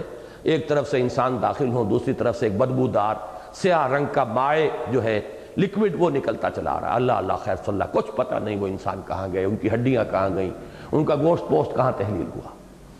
اور آخری جو ہے اس کی قسم وہ میں عرض کر چکا ہوں وہ تو آ کر رہے گی. وہ قریب قیامت کے معاملات ہیں، حضرت مسیح کا نزول، اور اس وقت پھر جو جہاد اور قتال ہوگا، اور پھر حضرت مسیح کے ہاتھوں یہ اپنے آخری کیفر کردار کو پہنچیں گے. یہ ہے نقشہ جو کہ آپ کو اپنے ذہن میں جمانا چاہیے. اب جو ہے اس مضمون کا مطالعہ شروع کریں گے. صرف چند جملوں میں عرض کر دوں ہمارا پہلا دور عروج عربوں کی زیر قیادت، اور یہاں خاص فرق نوٹ کر لیجئے، بہرحال کچھ نہ کچھ فرق تو ہوگا۔ ان کا دور عروج حضرت موسیٰ کے دور سے شروع نہیں ہوا، 300 برس کا فصل ہے۔ ہمارا دور عروج حضور ہی کی ذات اقدس کے ساتھ شروع ہو گیا، حیات محمدی صلی اللہ علیہ وسلم، اس لیے کہ حضور کے صحابہ نے تن من دھن نثار کرنے کے لیے اپنے آپ کو ہر وقت تیار رکھا۔ آپ کے چشم و ابرو کے اشارے کے اوپر اپنی گردنیں کٹوا دی، خون کی ندیاں بہا دی، اسی وقت عروج ہو گیا۔ تو پھر عربوں کی زیر قیادت وہ عروج کا دور آیا، لیکن اب یہاں پر اس کے صرف 40 سال کو ہم کہیں گے حضور کا دور مبارک، جو کہ ہجرت کے بعد سے ہمارا کیلنڈر شروع ہوتا ہے، تو 11 سال وہ اور 30 برس جو خلافت راشدہ کے ہیں، وہ تو ہے خالص کامل اسلام۔ اس کے بعد عرب امپیریلزم اور ملوکیت کا دور شروع ہوتا ہے، لیکن اس میں بھی بنو امیہ کا دور جو ہے وہ بہترین دور تھا بعد کے تمام ادوار سے۔ خالص عرب مزاج، ابھی کوئی عجمی خیالات، نظریات، عقائد نہیں آئے تھے، کوئی تقسیم نہیں تھی۔ یہ 100 برس بن جاتے ہیں، بلکہ 100 سے زائد، 90 برس ہے بنو امیہ کا دور، اور 40 برس یہ تو 130 برس بن جائیں گے۔ اور عجیب مشابہت ہے کہ 3 ہی ہماری بھی خلافتیں ہیں کہ جو بالکل متفق علیہ ہیں، ابو بکر، عمر، عثمان۔ حضرت علی کی خلافت مختلف فی ہو گئی، مملکت 2 حصوں میں تقسیم ہو گئی تھی، ایک حضرت امیر معاویہ کے تحت رہی، ایک حصہ رہا، اور ایک حضرت علی کے تحت، اگرچہ فوراً ہی وہ جمع ہو گئے ہیں، پھر وہ حضرت امیر معاویہ رضی اللہ تعالیٰ عنہ کے دور میں، اور پھر 90 برس تک جو ہے کم سے کم یہ ہے کہ وہ کوئی ڈویژن عالم اسلام میں سیاسی طور پر بھی نہیں تھا، ایک ہی مملکت عظیم ترین، سندھ سے لے کر اور اسپین تک ایک مملکت۔ تو یہ ہمارا دور عروج اول ہے، عربوں کی زیر قیادت۔ البتہ اس میں عرب امپیریلزم کے حوالے سے مسلمانوں کے عروج میں بنو عباس کا دور بھی شامل کیجئے، اس کا کم سے کم نصف اول جو ہے تقریباً 200 برس ان کے، وہ بھی بڑے عروج کے ہیں، سطوت، شوکت، قوت، سلطنت، علوم، فنون، تہذیب، تمدن۔ اس کے بعد سے زوال شروع ہوا۔ عجیب بات یہ ہے کہ اب جو زوال عربوں پر آیا ہے وہ بھی 2 قسطوں میں آیا، جیسے یہاں 2 قسطیں لکھی ہوئی ہیں۔ پہلے شمال سے کروسیڈرز آئے، صلیبی، waves after waves of the crusaders, لاکھوں کی تعداد میں آئے۔ پورا یورپ جو تھا وہ اس وقت ایک مذہبی فرنزی کے اندر تھا، جیسے کہ جنون کی کیفیت طاری ہو جاتی۔ باسنا علیکم عباد لنا اولی باس شدید فجاسوا خلال الدیار۔ تو ایک حصہ جو ہے عالم اسلام کا، میڈیٹرینین کے ساتھ کا ساحلی علاقہ، یہ تاخت و تاراج ہوا، اور اس کے ساتھ بیت المقدس بھی مسلمانوں کے ہاتھوں سے نکل گیا 1099 عیسوی میں۔ 1187 میں اسے واپس بھی لیا تو عربوں نے نہیں لیا، کردوں نے لیا۔ عرب کھوکھلے ہو چکے تھے، وہی عیاشی، وہی طاؤس و رباب، آخر بالکل کھوکھلے ہو چکے تھے۔ تو پہلا عذاب جیسے وہاں اشوریوں کے ہاتھوں آیا، شمال سے آئے تھے، یہاں بھی شمال سے آئے، اور یہ کروسیڈرز آئے، صلیبی۔ لیکن دوسرا عذاب وہاں آیا تھا مشرق سے، نیبوکڈنیزر۔ یہاں سے آئے تاتاری، یہ تاتاری ہورڈز، کروڑوں مسلمان قتل ہوئے۔ یہاں لاکھوں کی بات نہیں ہے، کروڑوں کی بات ہے۔ اور اس کا آخری کلائمیکس ہے 1258 میں سقوط بغداد، بنو امیہ کا دور ختم، نہ صرف بنو عباس کا دور ختم، خلیفہ بنو عباس جو ہیں مستعصم باللہ، ان کو گلی میں سڑک پر لا کر اور ایک کھال میں جانور کی لپیٹ کر، اور تاتاریوں نے اپنے گھوڑوں کو سموں سے کچلا ہے۔ آسمان را حق بود گر خون بارت برزمی، بر زوال ملک مستعصم امیر المومنین۔ یہ زوال کی انتہا ہوئی، عرب جو ہے معزول کر دیے گئے۔ البتہ اب جو رینائسنس ہوا ہے، یہاں دوسرا فرق نوٹ کیجئے بنی اسرائیل کی تاریخ اور ہماری تاریخ کے مابین۔ وہاں رینائسنس ہوا ایک ہی نسل میں، بنی اسرائیل ہی میں احیاء کا عمل ہوا ہے، اس لیے کہ وہ امت ہے ہی ایک نسل پر مشتمل، بنی اسرائیل۔ انہی میں احیاء ہوا، انہی میں دوبارہ زندگی پیدا ہوئی، انہی میں تجدید ایمان کی دعوت، وہ دوبارہ ابھرے اور مکہ سلطنت قائم ہوئی۔ ہمارے ہاں چونکہ یہ امت جو ہے، اس میں تو صرف امیین یا بنی اسماعیل نہیں تھے، بلکہ یہ کہ اور بہت سی اقوام آئیں۔ تو دوسرا دور جو شروع ہوا ہے عروج کا، وہ ترکوں کی زیر قیادت، انہی تاتاریوں کو اور انہی کے جو قبائل تھے مختلف، ان کو اللہ تعالیٰ نے اسلام کی توفیق دے دی، وہ اسلام لے آئے، ہے آیا فتنہ تاتار کے افسانے سے، پاسباں مل گئے کعبے کو صنم خانے سے۔ پھر وہ عظیم مملکتیں قائم ہوئیں۔ یہ در حقیقت سب یہ ٹرکس ہیں، ترکان تیموری جنہیں مغل کہا جاتا ہے، ترک ہیں یہ ایک اسٹاک ہے، ترکان تیموری، ترکان صفوی جن کی ایران میں حکومت قائم ہوئی، پھر ترکان سلجوقی مڈل ایسٹ میں وہ بہت پہلے سے وہ برسر اقتدار تھے، اور پھر ترکان عثمانی کا تو کہنا ہی کیا ہے۔ پھر انہوں نے ایشیائے کوچک، ایشیا مائنر سے جو آغاز کیا ہے، تو عظیم سلطنت عثمانیہ پورا شمالی افریقہ، پورا عالم عرب اور پورا مشرقی یورپ ان کے زیر نگین تھا۔ یہ کئی سو برس ہیں ہمارے، پھر سطوت، شوکت، پھر عظمت، پھر دنیاوی اقتدار، غلبہ، اگرچہ عالم اسلام ایک وحدت نہیں بن سکا پھر، لیکن یہ وحدت بھی یوں سمجھ لیجئے کہ ایک حد تک برقرار تھی۔ حکومتیں جدا جدا تھیں، یہاں مغلوں کی حکومت، یہاں صفویوں کی حکومت، یہاں فلاں کی حکومت، لیکن پوری ملت اسلامیہ، امت مسلمہ ایک تھی۔ کہیں پاسپورٹ کی ضرورت نہیں تھی، کہیں کسی ویزا کی ضرورت نہیں تھی، مشرق سے مغرب تک مسلمان چلا جائے، مغرب سے مشرق تک آ جائے، بالکل اس طرح جیسے میں نے مثال دی ہے ان دنوں اپنی تقریروں میں، جیسے کوئی پنجابی سندھ میں چلا گیا، بلوچستان میں چلا گیا، سرحد چلا گیا، کہیں ویزا نہیں مانگا جاتا، اللہ یہ کہ کہیں کنفیڈریشن وغیرہ کی تک نوبت پہنچ جائے تو شاید یہ بات بھی ہو جائے، اللہ تعالیٰ اس سے بچائے۔ لیکن یہ ہے کہ جس طرح کا یہ ہے کہ صوبے ہیں مختلف، بس کہیں کوئی گورنر ہے، کہیں کوئی گورنر ہے، تو یہ مختلف حکومتیں انتظامی یونٹس تھے، ملت کی تقسیم نہیں ہوئی تھی۔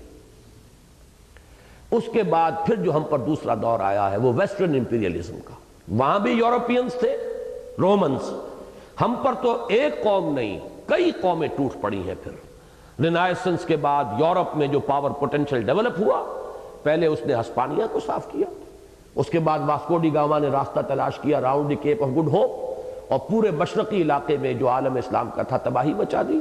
ملایا، سماٹرا، یہ وہ بورنیو، انڈونیشیا اور ملائیشیا جسے کہتے ہیں، وہ گئے، ہندوستان گیا، فرانسیسی آ گئے، ملندیزی آ گئے، انگریز آ گئے، ہوتے ہوتے اس صدی کے آغاز میں یہ پروسیس اپنی تکمیل کو پہنچا، جبکہ پہلی جنگ عظیم کے بعد سلطنت عثمانیہ ختم، عظیم سلطنت کے حصے بکھرے، یہ اطالویوں کے پاس لیبیا رہے گا، فرانس کے پاس الجزائر رہے گا، اور فرانسی کے پاس شام بھی رہے گا، مصر اور عراق انگریزوں کے پاس رہیں گے، یہ سب حصے بکھرے کر کے یہ گویا کہ سیاسی اعتبار سے زوال کی انتہا اس صدی کے شروع میں ہو گئی۔ اور اس کا ایک سمبل جو میں نے 1924 مقرر کیا ہے وہ اس اعتبار سے کہ اس میں خلافت کا جو ایک نومنل ادارہ ابھی تک چلا آ رہا تھا اس کو خود مسلمانوں نے، ترکوں نے ختم کر دیا۔ 1924 کے بعد سے آج تک دنیا میں مسلمانوں کی کوئی ملی وحدت کی کوئی نشانی موجود نہیں ہے، کوئی سمبل نہیں۔ یہ گویا کہ ہم بالکل اب ایک مرکز کے بغیر ہیں، بس ایک مذہبی مرکز تو ہے، خانہ کعبہ ہے، آپ جاتے ہیں حج کر لیتے ہیں، لیکن کوئی سیاسی وحدت کا کوئی مرکز اب موجود نہیں ہے جو کہ کسی نہ کسی درجے میں خلافت کا ادارہ جو ہے وہ اس کی ایک ضرورت پوری کرتا تھا۔ یہ 1924 کے بعد کا جو دور ہے اس کو میں نے میرے تجزیے میں یہ ہے کہ یہ اس میں ایک ڈوئل پروسیس ہے، ڈبل ایک فینومینن ہے، ایک طرف مزید زوال لیکن دوسری طرف احیائی عمل کا بھی آغاز ہو گیا۔ وہ زوال کو جو ہے اس وقت نوٹ کر لیجئے کہ اس میں پھر 1967 کی عرب اسرائیل جنگ، جس میں بیت المقدس پھر ہمارے ہاتھ سے نکل گیا، دوسری مرتبہ جیسے ان کے زمانے میں بھی یروشلم کی حرمت پامال ہوئی 2 دفعہ، ایک دفعہ نیبوکڈنیزر کے ہاتھوں، ایک مرتبہ ٹائٹس کے ہاتھوں، اسی طرح ہمارے دور میں بھی وہ نقشہ مکمل ہو گیا، ایک مرتبہ صلیبیوں کے ہاتھوں، ایک مرتبہ اب یہ یہودیوں کے ہاتھوں۔ اور یہ نوٹ کر لیجئے کہ اب یہ تازہ اطلاعات یہ ہیں کہ فیصلہ کر چکے ہیں اسرائیل کے جو حکمران ہیں اس وقت کہ وہ مسجد اقصیٰ کو کھود ڈالیں گے، اور اس کے بارے میں ابھی تک جو جھجک وغیرہ تھی اس لیے کہ وہ تلاش کرنا چاہتے ہیں جو اوریجنل فاؤنڈیشنز تھی کنگ سولومنز ٹیمپل کی، وہ ہیکل سلیمانی کی اصل بنیادوں کو تلاش کرنا چاہتے ہیں، اور ان کا خیال یہ ہے کہ وہ اصل جو ہیکل سلیمانی تھا اس کا ایک حصہ مسجد اقصیٰ کے نیچے ہے۔ اسی کے لیے یہ کرتے رہے، کبھی آگ لگا دی، کبھی کچھ کر دیا، مختلف ہیلوں بہانوں سے کوئی چیز توڑنے کا موقع مل جائے تاکہ انویسٹیگیشن ہو۔ وہ ویلنگ والز ہیں ان کی، وہاں پر جہاں کھڑے ہو کر ماتم کرتے ہیں، روتے ہیں، وہ در حقیقت اسی کو رو رہے ہیں، وہ اصل جو ٹیمپل تھا جس کو کہ نیبوکڈنیزر نے ختم کیا تھا، مسمار کیا تھا۔ ابھی ایک صاحب امریکہ سے آئے تھے، وہ کچھ چیزیں بھی لے کر آئے تھے، ڈاکومنٹس جن کی نقلیں، کہ طے ہو چکا ہے یہ کہ اب وہ اس کو بالکل مسمار کر کے اور ظاہر بات ہے کہ امریکہ سے او کے لیے بغیر تو وہ یہ قدم نہیں کریں گے جب تک کہ اس کی طرف سے کوئی انہیں اجازت نہ مل جائے۔ ابھی تک یہ کہ مسلمانوں کی طرف سے ایک ریئیکشن کا اور ریزنٹمنٹ کا شدید اندیشہ تھا، لیکن شاید اب انہوں نے جو نبض دیکھی ہے مسلمانوں کی تو انہیں شاید یہ اندازہ ہوا ہو کہ اب ان میں جان نہیں ہے، اس لیے کہ ایران کا حال پتلا ہو چکا ہے، ہمارے ہاں بے نظیر صاحبہ کی حکومت ہے، اور بھی جہاں کہیں بھی مذہبی تحریکیں تھیں ان تحریکوں کا حال اب اچھا نہیں ہے۔ افغانستان کا جہاد جو ہے وہ بھی آپ کو معلوم ہے کہ دلدل میں پھنس چکا ہے۔ اس اعتبار سے جیسا کہ اس مرتبہ امریکہ سے واپس آ کر میں نے جو خطبے دیے تھے مسجد میں، اس میں نے عرض کیا تھا کہ اس وقت بڑی سرخوشی کا عالم ہے ویسٹ میں کہ ان کے لیے ہر اعتبار سے فتح ہی فتح ہے۔ روس پر بھی فتح ہو گئی، ایران اسے افغانستان سے نکلنا پڑا، پھر روسی نظام اور فلسفے پر فتح ہو گئی، اس لیے گورباچوف نے گویا کہ تسلیم کر لیا کہ ہماری فکر اور ہمارا نظام جو ہے غلط تھا، آزادیاں بھی دے رہے ہیں، اور اب ایک پارٹی گورنمنٹ کی بجائے یہ ہے کہ اب وہ ملٹی پارٹی سسٹم بھی کچھ نہ کچھ انفرادی ملکیت کی طرف بھی بحالی کا معاملہ سوچ رہے ہیں۔ پھر یہ کہ دوسرا خطرہ ہو گیا تھا ویسٹ کو مسلمانوں سے، دی ملیٹنٹ اسلام آن دی مارچ، وہ بھی معلوم ہوا کہ ایک ٹائیڈ تھی کہ جو سبسائیڈ کر گئی ہے، وہ بات جو ہے وہ اتنی بڑے خطرے کی نہیں رہی ہے، تو شاید یہ موقع اب انہوں نے غنیمت سمجھا ہو کہ یہی موقع ہے کہ اس پر وہ آخری ضرب بھی لگا دینی چاہیے، واللہ عالم۔ لیکن میں نے جو بات کہی تھی یہ 15 سال پہلے کے مضمون میں، تو میں نے اپنی ایک بڑی آپٹیمزم کا اظہار کیا تھا کہ مجھے امید ہے کہ یہ جو 1967 کی جو صدا ہمیں ملی ہے، کوڑا برسا ہے اللہ کے عذاب کا عرب اسرائیل جنگ میں، اور 1971 کا جو فال آف ڈھاکہ کا جو بھی عظیم حادثہ ہوا ہے، 1 لاکھ کے قریب ہمارے کڑی الجوان جو ہیں وہ ہندو کے قیدی بنے، جن پر ہم نے حکومت کی تھی 1000 برس، اور کہنے کا موقع ملا ہے اندرا گاندھی کو کہ وی ہیو ایونجڈ اور 1000 years defeat۔ تو یہ دونوں میں نے یہ لکھا تھا اس میں، جب بھی ہم پڑھیں گے کہ غالباً میرے اندازے میں یہ آخری ڈاؤن فال ہے، اب آئندہ اللہ تعالیٰ کوئی اور مسلمانوں کے اوپر، امت مسلمہ پر اب کوئی اور عذاب کا کوڑا نہیں برسائے گا، بلکہ ریوائول کا پروسیس جو شروع ہو چکا ہے اب وہ آگے بڑھے گا۔ میں یہ سمجھتا ہوں کہ یہ کیفیتیں تو آدمی میں اتار چڑھاؤ آتے رہتے ہیں، کبھی آپٹیمزم، کبھی مایوسی کا پہلو۔ یہ میری تحریر جو ہے ایک آپٹیمسٹک جو ویو تھی اس میں لکھی گئی ہے، اس وقت میری کیفیت وہ نہیں ہے۔ میں یہ سمجھتا ہوں کہ ابھی اور کچھ روز فضاؤں سے لہو برسے گا، ابھی ہماری سزا جو ہے وہ اپنے اس منطقی انتہا کو نہیں پہنچی ہے، نہ معلوم کدھر سے ابھی کوڑے برسیں گے، اگرچہ مستقبل بعید کے اعتبار سے وہ بہرحال اپنی جگہ پر طے ہے، اسلام کا گلوبل ڈومینیشن وہ ہو کر رہے گا۔ یہ ایک خاکہ ہے، اب آئیے اس کو پڑھنا شروع کیجیے۔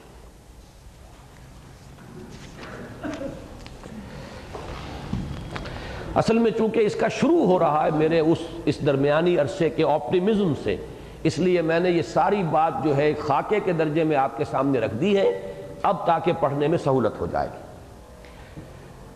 امت مسلمہ کے عروج و زوال کے 2 دور تاریخ بنی اسرائیل کے پس منظر میں، ہمارے نزدیک 20ویں صدی عیسوی کو امت مسلمہ کی تاریخ میں ایک فیصلہ کن موڑ، ٹرننگ پوائنٹ کی حیثیت حاصل ہے۔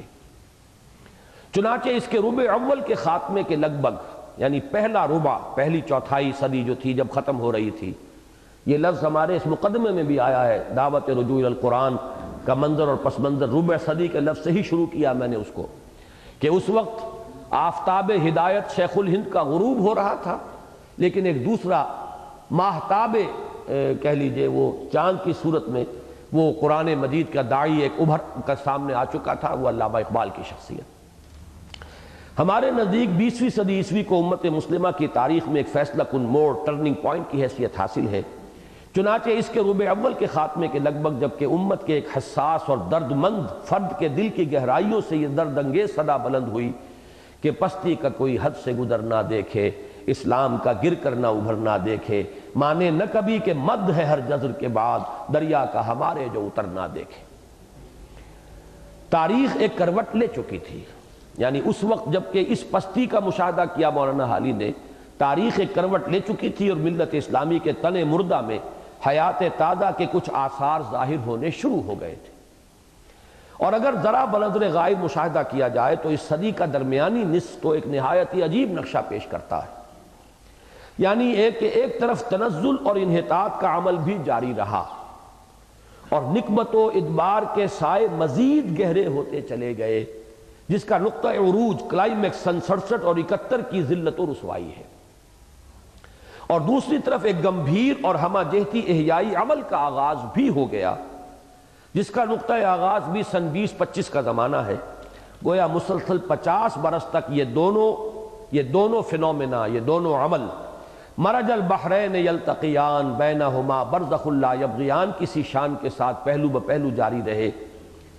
سورہ رحمان کی آیات 19 و 20، چلائے دو دریا ایک دوسرے کے ساتھ ساتھ، لیکن دونوں کے مابین ایک پردہ حائل ہے کہ باہم ایک دوسرے پر غالب نہ آ سکے۔ یعنی ایک طرف ڈاؤن فال بھی ابھی جاری ہے، دوسری طرف احیاء، رینائسنس، ایک اپورڈ موومنٹ کا بھی آغاز ہو گیا ہے۔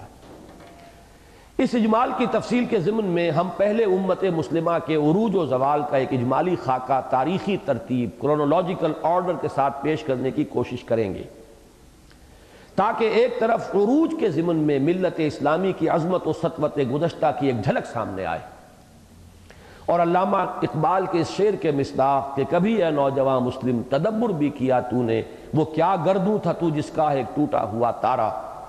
مسلمان نوجوان کو معلوم ہو کہ ایک وقت وہ بھی تھا جب عرب افواج جبرالٹر اصل میں جبل الطارق تھا، جبرالٹر سے شمال مشرق کی جانب بڑھتی ہوئی فرانس کے عین قلب تک جا پہنچی تھی، اور پھر ایک وقت وہ بھی آیا جب ترک افواج پورے مشرقی یورپ کو رونتی ہوئی اٹلی کے دروازوں تک جا پہنچی تھی۔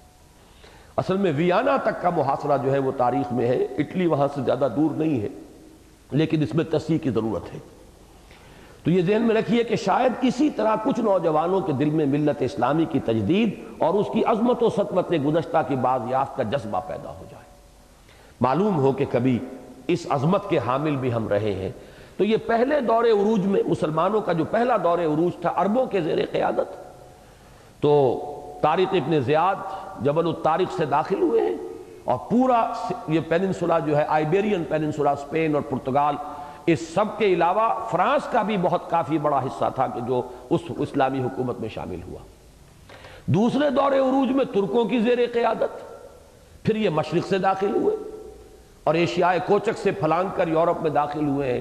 تو اس وقت یہ جو ممالک جن میں بڑی ہلچل مچی ہوئی ہے آج کل روس کے تسلط سے، جو ایک ایک کر کے آزاد ہو رہے ہیں، یہ تقریباً تمام ممالک جو ہیں یہ ترکوں کے زیر نگیں تھے، یہاں تک کہ ویانا تک کا محاصرہ کیا ایک وقت میں، وہاں سے پسپائی ہوئی۔ تو یورپ کو گویا کہ مسلمانوں کے قدموں نے 2 مرتبہ پامال کیا ہے، بچا ہے صرف درمیان میں فرانس کا اکثر حصہ، جرمنی، اور اس کے نیچے یہ جو سوئٹزرلینڈ اور پھر اٹلی، اس کی ٹانگ جو نیچے نکل جاتی ہے، یہ علاقہ ہے جو مسلمانوں کی گویا کہ غلبے سے استیلاء سے بچا ہے، ورنہ مشرقی یورپ اور وہ مغربی یورپ جو جنوب مغربی یورپ بن جاتا ہے، جو اسپین کا علاقہ ہے، یہ سب مسلمانوں کے قبضے میں رہے مختلف اوقات میں۔ اور دوسری طرف زوال کے ضمن میں یہ حقیقت واضح ہو جائے کہ خدا کا عدل بے لاگ ہے اور اس کا قانون اٹل اور غیر مبدل ہے۔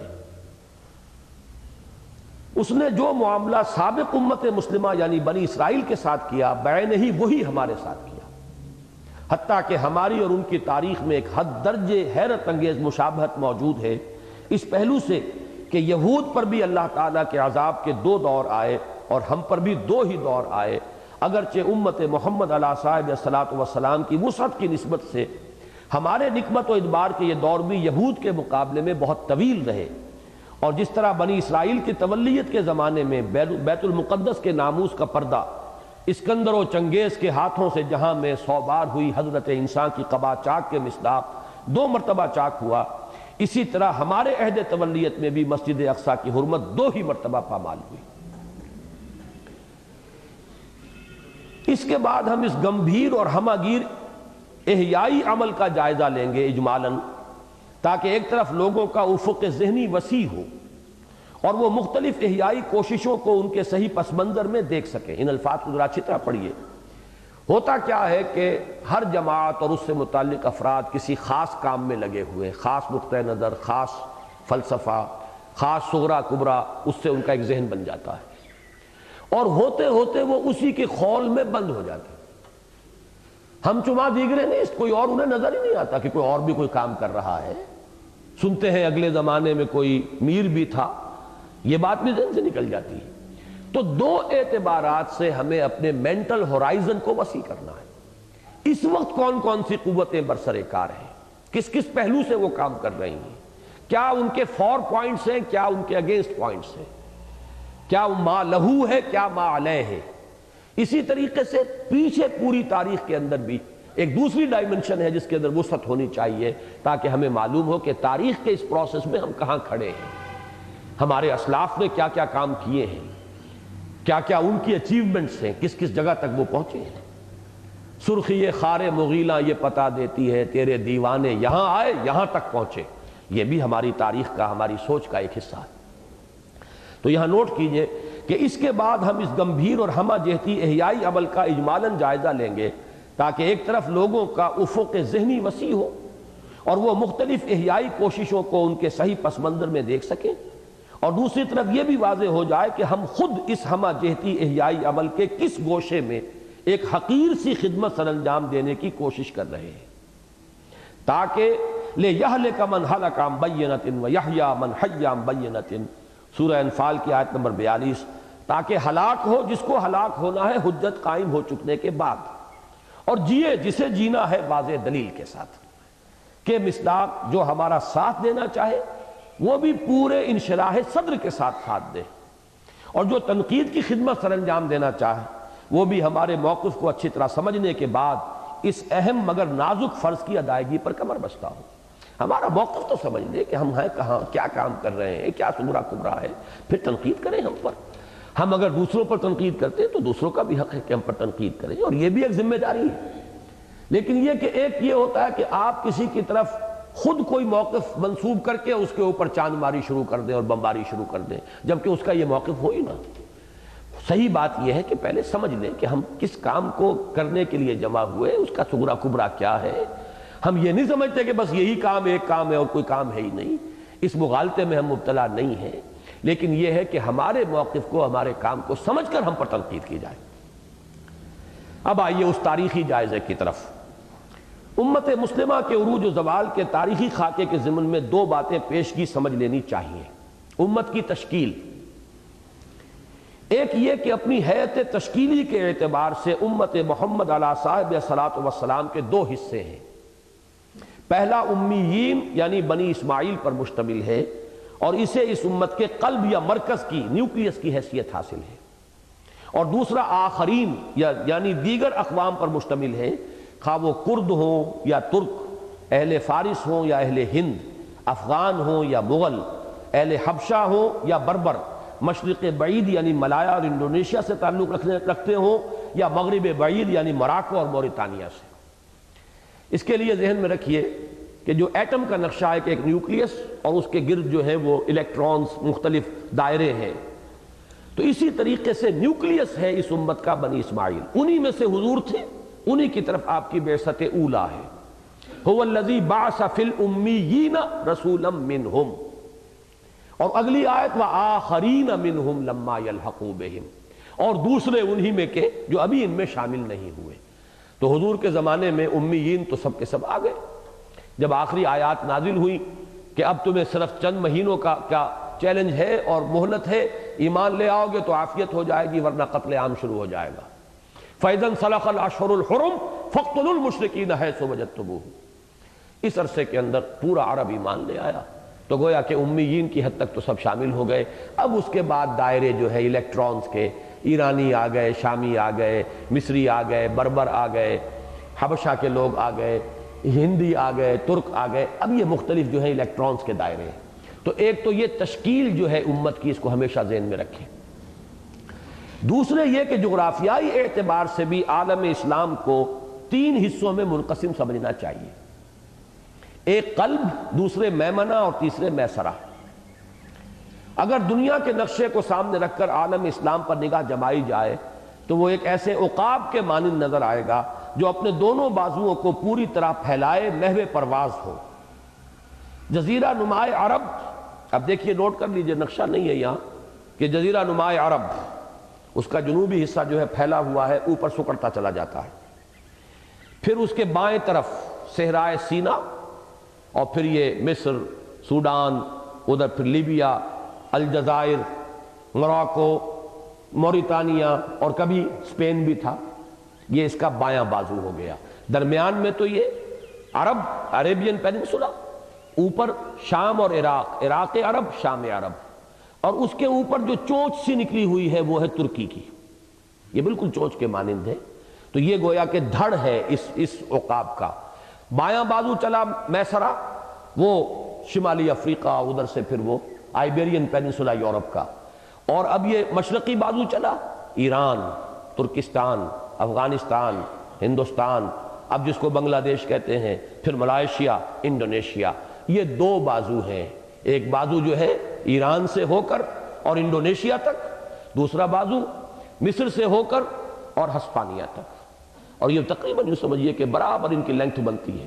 درمیان میں یہ دھڑ ہے اس عقاب کا، جزیرہ نما عرب، اور اس کا پھر سینہ ہے یہ شام اور عراق، اور اس کی گردن اور چونچ جو ہے وہ ہے یہ ترکی۔ اسلام جزیرہ نما عرب، عراق، فلسطین، شام اور ایشیائے کوچک جو عالم اسلام کے قلب کی حیثیت رکھتے ہیں، اس عقاب کے جسم کے مانند نظر آئیں گے، جن میں سے ایشیائے کوچک کو اس کے سر اور چونچ سے مشابہت ہے، اور جزیرہ نما عرب کے جنوبی حصے کے اس کے دم کے پھیلے ہوئے پروں سے۔ اس عقاب کا دایاں بازو میمنہ ایران، ترکستان، افغانستان اور بر صغیر ہند و پاک سے ہوتا ہوا ملایا انڈونیشیا تک پھیلا ہوا ہے، اور بایاں بازو یعنی میسرا پورے شمالی افریقہ کو لپیٹ میں لیتا ہوا اسپین تک چلا گیا ہے۔ اب آئیے تاریخی خاکے کی طرف، یعنی ذہن میں امت کی اس تشکیل کا ایک تو یہ کہ وہ نیوکلیس اور اس پر آخرین، اور دوسرے یہ کہ جغرافیائی اعتبار سے یہ پھیلاؤ، یہ ذہن میں جما کر اب تاریخ وار چلے۔ سن عیسوی کے حساب سے امت مسلمہ کی تاریخ کا آغاز 7ویں صدی سے ہوتا ہے۔ 571 یا 570 میں حضور کی پیدائش ہے، 6ٹی صدی کے آخر میں۔ 610 میں حضور پر وحی کا آغاز ہوا، 622 میں آپ نے ہجرت کی۔ ہجرت کے بعد امت کی تشکیل ہوئی ہے، جبکہ تحویل قبلہ ہو گیا۔ پھر 632 میں آپ کا انتقال ہو گیا، پھر 30 برس ایڈ کیجئے، 660 تک تقریباً خلافت راشدہ رہی۔ اس کے بعد 90 برس ایڈ کیجئے تو یہ تقریباً 750 تک، یعنی 8ویں صدی کے وسط تک یہ ہے دور بنو امیہ۔ پھر چلیے 750 سے 1258، آخری جو فال آف بغداد میں نے لکھوائی ہے تاریخ 1258، یہ 500 برس ہیں بنو عباس کے، لیکن ان میں ان کی سطوت کا دور جو ہے وہ تقریباً 200 برس ہیں۔ اس کے بعد تو طوائف الملوک شروع ہو گئی تھی، نام کا خلیفہ ہے، سلاطین ہے، وہ سلطان وہاں کا ہے، یہ یہاں کا ہے، وہ امیر وہاں کا ہے، وہ والی یہاں کا ہے۔ جیسے سلطنت مغلیہ کا زوال جب شروع ہوا ہے اورنگزیب کے بعد، تو کہنے کو تو شہنشاہ ہند بیٹھے ہوئے ہوتے تھے وہ لال قلعہ دلی میں، لیکن حقیقت میں ان کی حکومت کچھ تھوڑے سے علاقے پر ہوتی تھی، باقی جگہ پر جو ہے راجے، مہاراجے، نواب، مختلف جو ہیں ان کی حکومتیں۔ تو یہ ہے در حقیقت تاریخ کا ایک خاکہ، اس لیے کہ حضور صلی اللہ علیہ وسلم کی ولادت باسعادت اغلباً 571 میں ہوئی۔ 610 عیسوی میں آپ نے اپنی دعوت کا آغاز فرمایا، اور محتاط ترین حساب کے مطابق اپریل 632 میں آپ جزیرہ نما عرب کی حد تک اسلامی انقلاب کی تکمیل فرما کر رفیق اعلیٰ سے جا ملے۔ فصلی اللہ علیہ وبارک وسلم تسلیما کثیرا کثیرا۔ اصحاب ثلاثہ یعنی حضرات ابو بکر صدیق، عمر فاروق اور عثمان غنی رضی اللہ تعالی عنہم کے عہد خلافت کے دوران امیین ایک ہاتھ میں قرآن اور دوسرے میں تلوار لے کر ایک سیلاب کے مانند جزیرہ نما عرب سے نکلے، اور انہوں نے ایک ربع صدی سے بھی کم میں ایران و عراق، شام و فلسطین اور مصر کے علاوہ شمالی افریقہ کے بڑے رقبے پر اسلام کا پرچم لہرا دیا۔ یہ دور ہے جس کو ہم کہتے ہیں کہ یہ ہمارے کامل اسلام کا دور ہے، اور اس میں بھی ذہن میں رکھیے کہ یہ چیز ایران، شام، عراق، ترکی کا بہت بڑا رقبہ، مصر کے ساتھ لیبیا کا علاقہ، اس حد تک تو در حقیقت حضرت عثمان کے عہد تک اسلامی حکومت پہنچ چکی تھی، اور یہ مملکت شہنشاہوں کی نہیں تھی، یہ تو درویشوں کی مملکت تھی، یہ کوئی امپیریلزم نہیں تھا، یہ تو خلافت راستہ تھی۔ اس سے بہتر نظام تو دنیا نے آج تک دیکھا ہی نہیں، اسی کو تو ایک حسین خواب کے مانند دنیا یاد کر رہی ہے آج تک۔ یہ ہے دور در حقیقت۔ حضرت علی رضی اللہ تعالیٰ عنہ کے عہد خلافت میں تو یہ عمل رکا رہا، اس لیے کہ آپس میں خانہ جنگی یہودی سازش کے ذریعے سے شروع کرا دی گئی، نتیجہ یہ ہوا کہ اب ایکسٹینشن کا پروسیس رک گیا۔ لیکن بنو امیہ کے دور کے آغاز کے ساتھ ہی اس سیلاب نے دوبارہ آگے بڑھنا شروع کیا، اور تھوڑے ہی عرصے میں ایک طرف مشرق میں ترکستان، افغانستان اور سندھ تک، اور دوسری طرف مغرب میں پورے شمالی افریقہ کے علاوہ اسپین سمیت مغربی یورپ کا وسیع علاقہ امیین کے زیر نگین آ گیا، اور عالم اسلام کی سرحدیں 3 بر اعظموں تک وسیع ہو گئی: بر اعظم ایشیا، بر اعظم افریقہ اور بر اعظم یورپ۔ یورپ میں آئیبیرین پیننسولا پورا، اسپین کا علاقہ۔ یہی وہ زمانہ تھا جب عرب افواج اندلس سے پیش قدمی کرتے ہوئے فرانس کے عین قلب تک جا پہنچی تھی۔ 8ویں، 9ویں اور 10ویں صدی عیسوی کا زمانہ عربوں کے عروج کا دور ہے، جس کے دوران اسلام کی علمبرداری اور عالم اسلام کی سیادت دونوں امیین کی 2 اہم شاخوں یعنی بنو امیہ اور بنو عباس کے پاس رہی۔ اس لیے کہ نوٹ کر لیجئے کہ بنو امیہ کی حکومت جب ختم ہوئی ہے، قلب میں تو ختم ہو گئی عالم اسلام کے، لیکن بائیں بازو پر تو حکومت قائم نہیں نا۔ اندلس میں تو بنو امیہ کا دور چلتا رہا۔ بنو امیہ کے دور تک تو عالم اسلام ایک تھا، سوائے تھوڑے سے 4 سال کے عرصے کے حضرت علی کے زمانے میں 2 حصوں میں منقسم ہوا ہے، لیکن جیسے حضور کی انگلی کے اشارے سے چاند 2 حصوں میں تقسیم ہو کر فوراً جڑ بھی گیا تھا، اسی طریقے سے حضرت علی رضی اللہ تعالیٰ عنہ کے زمانے میں وہ عالم اسلام تھوڑا سا تقسیم ہو کر فوراً جڑ گیا حضرت امیر معاویہ رضی اللہ تعالیٰ عنہ کے عہد خلافت میں، اور پھر یہ پورے یوں سمجھیے کہ 90 برس یہ پوری ایک حکومت تھی، اسپین سے لے کر سندھ تک، ادھر بھی ایس ادھر بھی ایس۔ لیکن جیسے ہی بنو امیہ کا تختہ الٹا ہے بنو عباس نے، اور یہ اجمیوں کی مدد سے الٹا ہے، ایرانیوں کی مدد سے الٹا ہے۔ یہ در حقیقت یہ دوسرا مسئلہ ہے فلسفہ تاریخ کے اعتبار سے کہ اس کے عناصر کیا تھے، اس وقت میں اس سے بحث نہیں کر رہا، صرف ایک تاریخی خاکہ دینا مقصود ہے۔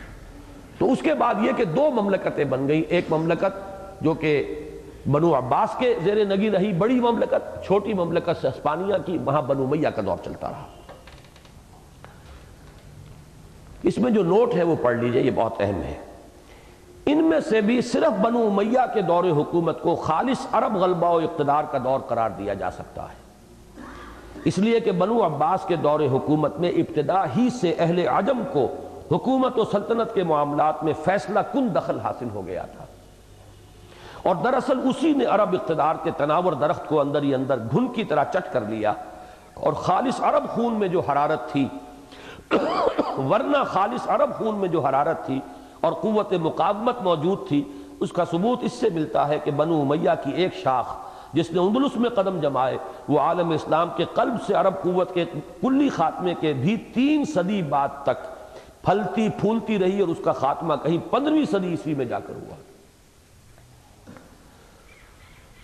بہرحال اصل عبارت کی طرف آئیے۔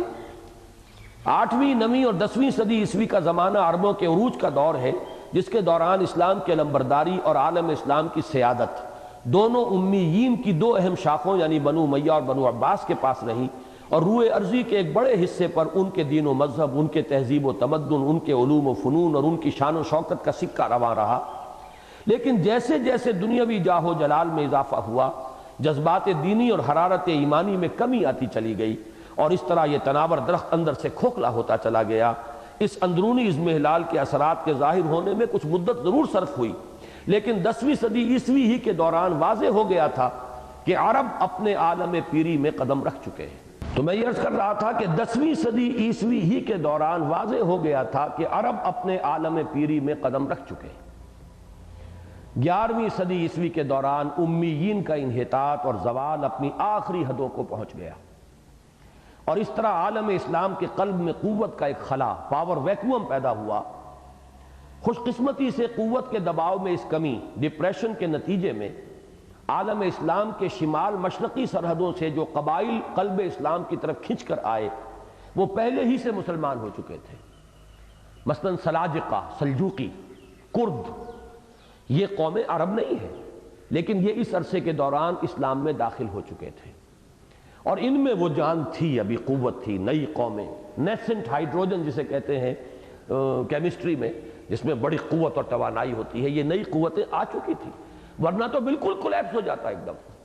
لیکن اللہ تعالیٰ نے بڑھاپے کا سہارا یوں سمجھیے کہ عربوں کی بڑھاپے کی ایک لاٹھی جو ہے وہ ان قوموں کی شکل میں عطا کر دی تھی عالم اسلام کو، یعنی کرد اور ترکان سلجوقی، جنہوں نے 11ویں صدی عیسوی کے دوران شام، فلسطین اور مصر میں مضبوطی کے ساتھ قدم جمائے، اور اس طرح عالم اسلام کے قلب کی حفاظت اور مدافعت کے لیے کسی قدر تازہ دم قوت فراہم ہو گئی۔ یہ اسی دور کی بات ہے کہ افغان قبائل نے جنوب مشرق کا رخ کیا اور ہندوستان پر حملے شروع کیے، جس سے ہند میں مسلمانوں کی عظیم الشان مملکت کے قیام کی راہ ہموار ہوئی۔ یہ ایک ہی دور میں، اسی زمانے میں یہ یہاں پر ہمارے ہاں یہ کوئی خلجی چلے آ رہے ہیں، غوری چلے آ رہے ہیں، محمود غزنی کے حملے شروع ہوئے، ہندوستان کے اندر جو ہے تمہید پڑی ہے اس دور میں۔ 12ویں اور 13ویں صدی عیسوی کے دوران میں امت مسلمہ، یہ جو میں نے یہاں لکھا تھا 7ویں اور 6ٹھی صدی قبل مسیح، سابقہ امت مسلمہ پر عذاب کا دور اول، یہاں 12ویں اور 13ویں صدی عیسوی، وہی دیکھیے 2000 برس کا فرق ہے، تاریخ میں بھی 2000 کا فرق ہے۔ نقطہ آغاز جو ہے اس امت کا 1300 قبل مسیح، ہمارا 610 یا 622 7ویں صدی، تو 13 اور 7 20 2000 برس کا فصل ہے، وہی 2000 برس کا فصل ہے۔ یہاں یہ 12ویں اور 13ویں صدی عیسوی ہے، ادھر وہ قبل مسیح ہے 6ٹھی اور 7ویں، 2000 سال کا فصل ہے۔ معلوم ہوا کاربن کاپی چل رہی ہے تاریخ کے اعتبار سے کہ کوئی سرے وہ فرق نہیں ہے، اور وہاں بھی 2 حملے ہوئے تھے، ایک شمال سے ایک مشرق سے، اب یہاں بھی دیکھ لیجیے۔ 12ویں اور 13ویں صدی عیسوی کے دوران میں امت مسلمہ پر گویا عذاب خداوندی کے وعدہ اولا کا ظہور ہوا، فَإِذَا جَاءَ وَعْدُ أُولَاهُمَا، اور ہو بہو باسنا علیکم عباد لنا اولی باس شدید فجاسوا خلال الدیار کا نقشہ کھنچ گیا۔ چنانچہ پہلے مغرب سے صلیبی طوفان کے ریلے آنے شروع ہوئے، اور 1099 میں نہ صرف یہ کہ مسجد اقصیٰ کے ناموس کا پردہ چاک ہوا، بلکہ بیت المقدس میں وہ قتل عام ہوا جس کا تذکرہ کرتے ہوئے مغربی مورخین بھی کانپ جاتے ہیں۔ یعنی یہ نقشہ کھینچا گیا ہے کہ جب صلیبیوں نے جو قتل عام کیا ہے مسلمانوں کا یروشلم میں، تو صلیبی گھوڑ سوار جب پھر رہے تھے یروشلم کی گلیوں اور سڑکوں پر، تو ان کے گھوڑوں کے گھٹنے تک خون کی ندی تھی، جسے آپ اینکل ڈیپ کہتے ہیں، پھر نی ڈیپ، یعنی ان کے نیز تک، ان کے گھٹنوں تک خون تھا۔ کتنے انسان پر ہمیں۔ اور 1099 میں نہ صرف یہ کہ مسجد اقصیٰ کے ناموس کا پردہ چاک ہوا، بیت المقدس میں وہ قتل عام ہوا جس کا تذکرہ کرتے ہوئے مغربی مورخین بھی کانپ جاتے ہیں۔ پورے 88 برس تک بیت المقدس پر صلیبیوں کا قبضہ رہا، اس لیے کہ دولت عباسی تو مرنے والی امتوں کے عالم پیری کا نقشہ پیش کر رہی تھی۔ گویا امیین میں تو سرے سے دم خم باقی ہی نہیں رہا تھا۔ بالآخر آخرین کے تازہ اور گرم خون نے مجاہد کبیر صلاح الدین ایوبی کی سرکردگی میں 1187 میں بیت المقدس کو صلیبیوں کے قبضے سے نجات دلائی اور اس طوفان کا رخ موڑا۔ یہ کرد تھے صلاح الدین ایوبی، عربوں میں دم نہیں رہا تھا، کھوکھلے ہو چکے تھے، عیاشی۔ پھر مشرق کی جانب سے آیا فتنہ تاتار کا وہ طوفان عظیم جس نے پہلے افغانستان اور ایران کو پامال کیا، بلکہ اس سے پہلے ترکستان کا پورا علاقہ، اور ہر جگہ کشتوں کے پشتے لگا دیے، اور بالآخر 1258 میں بغداد میں وہ تباہی مچائی کہ رہے نام اللہ کا، لاکھوں مسلمان تہہ تیغ ہوئے، بغداد کی گلیاں خون کی ندیاں بن گئیں، اور الف لیلہ کے اس رومانوی شہر کی اینٹ سے اینٹ بج گئی، اور بعین ہی وہ کیفیت پیدا ہو گئی جو کم و بیش 2000 سال قبل بخت نصر کے حملے سے بیت المقدس کی ہوئی تھی۔ نتیجتاً زوال ملک مستعصم امیر المومنین کے ساتھ ہی خلافت عباسی کا ٹمٹماتا ہوا چراغ بالکل گل ہو گیا، اور نہ صرف یہ کہ امت مسلمہ پر عذاب خداوندی کا یہ پہلا دور تکمیل کو پہنچا، بلکہ کم از کم امیین کی حد تک تو ان تتولوا یستبدل قوما غیرکم کی وعید بھی پوری ہو گئی۔ یہ سورہ فتح کی آخری، سورہ محمد کی آخری آیت ہے صلی اللہ علیہ وسلم۔ یہ بات پہلے ہی کہہ دی تھی اللہ نے کہ اگر تم پیٹھ دکھاؤ گے، رخ موڑ لو گے، تو ہم تمہیں ہٹائیں گے، کسی اور قوم کو لے آئیں گے۔ بنی اسرائیل میں تجدید و احیاء اسی نسل اسی قوم میں ہوئی، امت مسلمہ میں تجدید و احیاء کا عمل اسی نسل اور قوم میں نہیں ہوا۔ نئی نسلیں، نئی قومیں جو ہے امت میں انڈیوس کی گئیں، اور ان کے تازہ خون اور ان کی جو نئی قوت تھی، نیسنٹ پوٹینشل، اس کے ذریعے سے اللہ تعالیٰ نے مسلمانوں کو پھر ایک حیات تازہ اور دوبارہ عروج جو ہے اس کے راستے پر ڈالا، اور وہ عالم اسلام کی سیادت و قیادت کے منصب سے معزول کر دیے گئے۔ 2 سال بعد یعنی 1260 میں اس طوفان کا رخ بھی آخرین ہی نے پھیرا جن سے کم از کم اسلام کا مغربی بازو اس کی طاقت و تاراج سے محفوظ رہ گیا۔ یعنی بغداد کو فتح کرنے کے بعد ابھی یہ طوفان آگے چلنا چاہ رہا تھا مصر کی طرف، پتہ نہیں کہاں تک جاتا، لیکن یہ ہے کہ وہی چونکہ وہاں پر کردوں کا تسلط تھا اور وہاں ان کی طاقت مضبوط تھی، تو انہوں نے ہی ان کا جو ہے سیلاب کا رخ موڑا ہے 1260 میں، ورنہ یہ کہ نہ معلوم ابھی یہ تباہی کہاں تک پہنچتی۔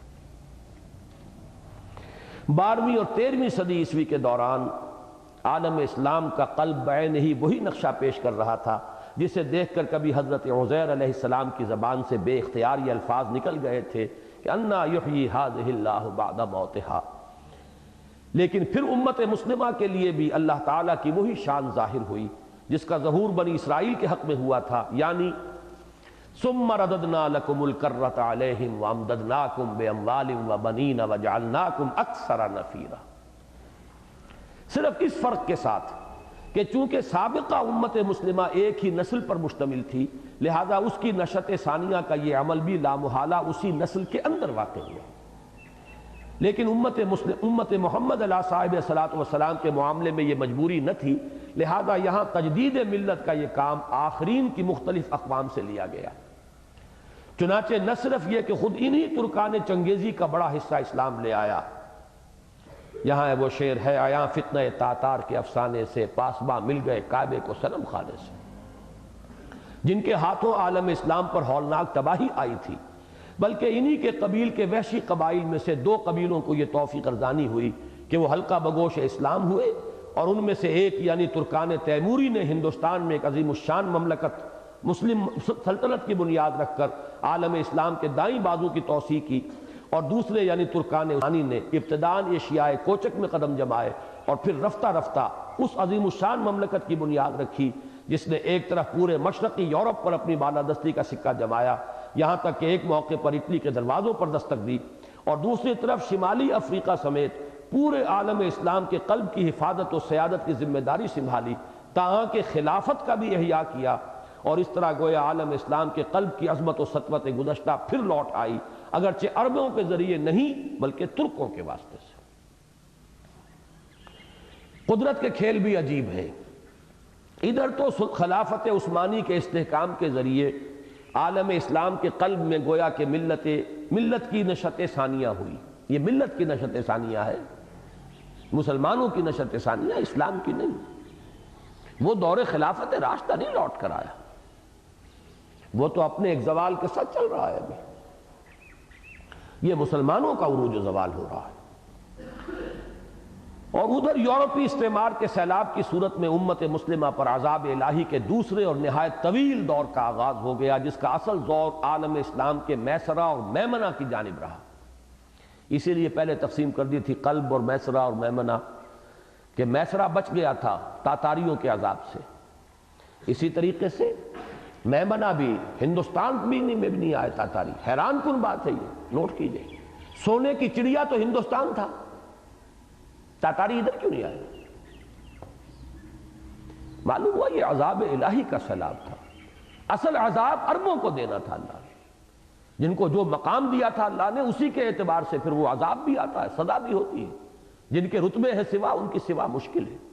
تیر کی طرح وہ سیلاب جو ہے گیا ہے بغداد کی طرف، کیا وجہ ہے؟ بلبن کے زمانے میں ایک حملہ ہوا ہے یہاں تاتاریوں کا، اس میں غالباً بلبل کا ایک بیٹا جو ہے وہ مارا بھی گیا ہے، لیکن پھر عجیب بات ہے تاریخ اس کا جواب نہیں دے سکتی کہ پھر یہ ادھر کیوں نہیں بڑھے، اتنی بڑی طاقت، بہرحال غلامان، یہ خاندان غلامہ کو اتنی بڑی طاقت تو نہیں تھی کہ ہندوستان کی یہ سونے کی چڑیا جو ہے وہ چھین نہ سکتے تاتاری ان کے ہاتھوں سے۔ بالکل جس طرح تاریخ بالکل نہیں بتا سکتی کہ کیا وجہ ہے کہ غزوہ احد کے اندر مسلمانوں کا جب وہ دل شکستگی کا عالم تھا، کیوں چلے گئے واپس؟ بعد میں غلطی کا احساس بھی ہوا ابو سفیان کو، ہم نے کیا کیا، ہم اپنی فتح کو چھوڑ کر آ گئے ادھوری، پھر لوٹنے کا ارادہ کر رہے تھے۔ ادھر حضور نے، اللہ تعالیٰ نے وحی کے ذریعے حکم دیا، حضور نے صحابہ کو حکم دیا کہ تعاقب کرو، یہ زخموں سے چور، دل ان کے سخت زخمی، 70 صحابہ شہید ہو گئے تھے، اب حکم مل رہا ہے تعاقب کے لیے نکلو. تو بہت بھاری گزرا ہے مسلمانوں پر وہ وقت اس وقت، لیکن حضور کے حکم کے تحت تعاقب میں روانہ ہوئے. انہیں یہ خبر ملی تو انہوں نے کہا ان کی تو طاقت بہت معلوم ہوتی ہے جو ہمارا وہ پیچھا کر رہے ہیں، لہذا وہ واپس مڑ کر دوبارہ حملہ کرنے کا خیال چھوڑ کر چلے گئے. اب اس کی کوئی توجیہ نہیں ہے سوائے اس کے کہ مشیت ایسی ہے، اللہ کا حکم ہے، اللہ کا فیصلہ. یہی معاملہ یہاں ہے، ادھر نہیں آئے ادھر گئے.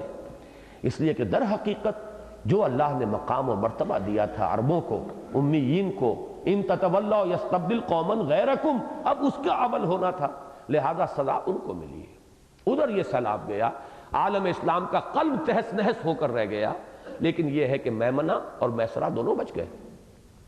لیکن جب یہ ویسٹرن امپیریلزم کا سیلاب آیا ہے تو اس کا سب سے پہلا جو شکار ہوا ہے وہ تو میمنہ ہوا ہے، وہ ابھی آ جائے گا آپ کے دایاں بازو. یہ ایک ناقابل تردید تاریخی حقیقت ہے، اس پر تفصیل میں جانے کی ضرورت نہیں. یہ نشأۃ ثانیہ کے ضمن میں یہ چیزیں ہم پڑھ چکے ہیں کہ یورپ میں احیاء رینائسنس کا پورا عمل اسلام ہی کے زیر اثر شروع ہوا، اور یہ مسلمان ہی تھے جنہوں نے یورپ کو مشرق و مغرب کے علوم و فنون سے روشناس کرایا. لیکن جیسے ہی یورپ میں بیداری پیدا ہوئی اور وہاں قوت کا دباؤ، پاور پوٹینشل بڑھا، گویا عالم اسلام کی شامت آ گئی. عربی کی ایک کہاوت بھی ہے جو اس موقع پر میں اپنی تقریروں میں بیان کیا کرتا ہوں. کہاوت یہ ہے سمن کلبک یا کلک، اپنے کتے کو کھلا پلا کے موٹا کرو، تمہیں کو کاٹے گا کسی دن. تو یہ در حقیقت مسلمانوں کے ہاتھوں یورپ کی بیداری اور یورپ کے اندر احیاء العلوم اور سائنس اور فلسفے کا جو چرچا ہوا، اس کی سزا مسلمانوں ہی کو سب سے پہلے بھگتنی پڑی. ہسپانیہ ہی سے لے کر گئے تھے سب کچھ، اور سب سے پہلے ہسپانیہ ہی کو شکار کیا ہوا. یورپ مشرق و مغرب دونوں اطراف سے مسلمانوں کے شکنجے میں جکڑا ہوا تھا. آپ ذرا نوٹ کیجئے، میں نے یہ جغرافیائی نقشہ دیا تھا آپ کو، یورپ کا نقشہ. درمیان میں ہے فرانس اور جرمنی، اور نیچے وہ ٹانگ اٹلی والی اور سوئٹزرلینڈ وغیرہ. ادھر مشرقی یورپ، ادھر یہ مغربی یورپ جو ہے، جنوب مغربی یورپ یعنی اسپین وغیرہ. تو یہ ادھر سلطنت ہسپانیہ مسلمانوں کی، بنو امیہ کی بیٹھی ہوئی. ادھر مشرق کے اندر جو ہے وہ ترکوں کی حکومت، سلطنت عثمانیہ. تو یہ سینٹرل یورپ جو ہے یہ لاک تھا. اس کو گویا کہ دو طرف سے زنبور کے جو دو ہیں ان کے اندر یہ جکڑا ہوا تھا. تو یورپ مشرق و مغرب دونوں اطراف سے مسلمانوں کے شکنجے میں جکڑا ہوا لاک تھا. لیکن مشرق میں عذاب کے وعدہ اولا کے بعد نشأۃ ثانیہ کا عمل ظاہر ہو چکا تھا، اور عظیم سلطنت عثمانیہ عالم اسلام کے قلب کے محافظ سنتری کی حیثیت سے کھڑی تھی. البتہ مغرب میں اب دولت ہسپانیہ مرنے والی امتوں کا عالم پیری کا نقشہ پیش کر رہی تھی. یہی ہے مرنے والی امتوں کا عالم پیری. اور چھوٹی بات نہیں، انہیں تو اب یوں سمجھیے کہ 1000 برس ہونے کو آئے تھے. 800 برس تو ان کی حکومت کے ہیں، 100 برس اس سے پہلے ایڈ کیجئے، جو وہ دورے یعنی گولڈن ایرا جسے کہا ہے آغا خان نے، دور بنو امیہ اور دورے پھر اس سے پہلے خلافت راشدہ، تو 900 برس ہو چکے تھے. تو اب بڑھاپا طاری ہو چکا تھا. یہاں پر بھی اب وہی محل بن رہے تھے، قرطبہ کا محل ہے اور فلاں کا محل ہے اور الحمراء ہے اور عالی شان مساجد ہیں. اب یہ ہو رہا تھا. البتہ مغرب میں اب دولت ہسپانیہ مرنے والی امتوں کے عالم پیری کا نقشہ پیش کر رہی تھی، لہذا ہے جرم ضعیفی کی سزا مرگ مفاجات کے مصداق یورپی استعمار کا اولین شکار وہی بنی. اور 15ویں صدی عیسوی کے دوران اس عظیم سلطنت کا قلع قمع ہو گیا، یہاں تک کہ 1492 میں سقوط غرناطہ کے بعد تو بعین ہی وہی کیفیت پیدا ہو گئی جس کا نقشہ قرآن مجید میں عذاب استیصال کا نوالا بننے والی قوموں کے بیان میں کھینچا گیا ہے. کَأَن لَّمْ يَغْنَوْا فِيهَا، ایسے ہو گئے جیسے وہاں کبھی تھے ہی نہیں. اور لا یرا الا مساکنہم، اب ان کے مسکن نظر آ رہے ہیں، محل نظر آ رہے ہیں. الحمراء ہے لیکن مکین نہیں ہے، رہنے والے نہیں. یہ عذاب استیصال کے لفظ کو نوٹ کر لیجئے. اصل کہتے ہیں جڑ کو، جڑ سے اکھیڑ لینا. ایک ہوتا ہے یہ کہ آپ نے پودے کو اوپر سے کاٹ دیا، تنے پر سے کاٹ دیا، جڑ موجود ہے، وہ دوبارہ پودا پھوٹ آئے گا. استیصال یہ ہے کہ جڑ سے اکھیڑ لینا. یہ جڑ سے اکھیڑنے والے عذاب اللہ تعالیٰ کی طرف سے ان قوموں پر آتے رہے ہیں جن کی طرف رسولوں کو بھیجا جاتا تھا. جب رسولوں کی دعوت کا انکار ہوا، اب وہ جڑ سے اس قوم کو، اسی لیے فَقُطِعَ دَابِرُ الْقَوْمِ الَّذِينَ ظَلَمُوا، جڑ کاٹ دی گئی، ان کی پشت جو ہے وہ ختم کر دی گئی. یہ جڑ کاٹ دینا، جڑ سے اکھیڑنا. اسی کے لیے تعبیر یہ ہے کَأَلَّمْ يَغْنَوْا فِيهَا، ایسے ہوگا جیسے تھے ہی نہیں۔ قوم عاد نسیم منسیہ، قوم سمود وجود نہ رہا، اور لا یرا الا مساکنہم، اس نوع کا عذاب اس امت محمد صلی اللہ علیہ وسلم کے اس حصے پر آ چکا ہے جو ہسپانیہ میں تھا، اب تو وہاں کوئی بھی نہیں۔ 1498 میں واسکو ڈی گاما نے نیا بحری راستہ تلاش کر لیا۔ اب یہ دیکھیے جغرافیہ اور تاریخ اور اس کے جو حقائق ہیں، چونکہ یورپین امپیریلزم عالم اسلام پر لینڈ روٹ سے انویڈ نہیں کر سکتا تھا، انویژن نہیں کر سکتا تھا۔ سلطنت عثمانیہ بہت مضبوط کھڑی ہے، اور یوں سمجھ لیں کریسنٹ بنتا ہے سلطنت عثمانیہ کا اگر نقشہ ذہن میں ہو۔ ادھر سے چلیے آپ پورا شمالی افریقہ، میڈیٹرینین جو ہے، میڈیٹرینین کو 3 طرف سے گھیرا ہوا تھا سلطنت عثمانیہ نے، پورا شمالی افریقہ، مغربی ایشیا، یہ شام، پھر ترکی کے ساتھ مشرقی یورپ، یہ سارا۔ ادھر کون آ سکتا تھا؟ کسی کی مجال نہیں تھی۔ لہذا انہوں نے وہ جو جرم ضعیفی کی صدا مرگ مفاجات، اور یہی ہے مرنے والی امتوں کا عالم پیری، ہسپانیہ کو اس سیلاب نے صاف کیا۔ پھر یہ سمندری راستے سے یہ امپیریلزم جو ہے، یہ پاور پوٹینشل، اور واسکو ڈی گاما نے جو راستہ تلاش کیا round the Cape of Good Hope, وہاں سے ہو کر یہ سیلاب آیا۔ اول اندیزی چلے آ رہے ہیں، انگریز چلے آ رہے ہیں، فرانسیسی چلے آ رہے ہیں، مختلف قومیں ہیں، وہ آ کر وہ سب سے پہلے شروع ہوئے ہندوستان اور ملائیشیا اور بورنیو اور سماٹرا اور جاوا، اور جو ملائیشیا اور انڈونیشیا اور انڈیا، یہ جو ہے میسرا داہنا بازو کا ایکسٹریم حصہ تھا، سب سے پہلے یہ ان کی حکومتیں ختم ہوئی، اور انڈونیشیا، ملایا اور ہندوستان مختلف یورپی اقوام کے استبدادی پنجوں میں جکڑے گئے۔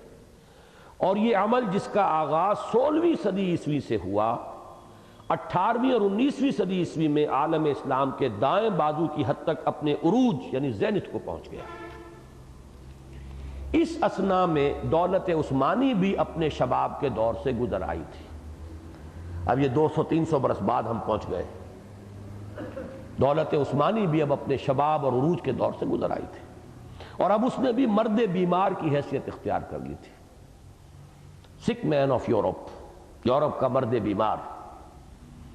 گویا عالم اسلام کے قلب میں 8 صدیوں کے بعد پھر وہی قوت کا خلا پیدا ہو گیا جو 11ویں صدی عیسوی میں دولت عباسیہ کے اضمحلال کے باعث پیدا ہوا تھا، اور قوت کے دباؤ کی اس کمی کے باعث مغربی استعمار کا رخ عالم اسلام کے قلب کی جانب مڑ گیا، اور اس کے اعتبار سے بھی وعد الآخرہ کا وقت آ پہنچا۔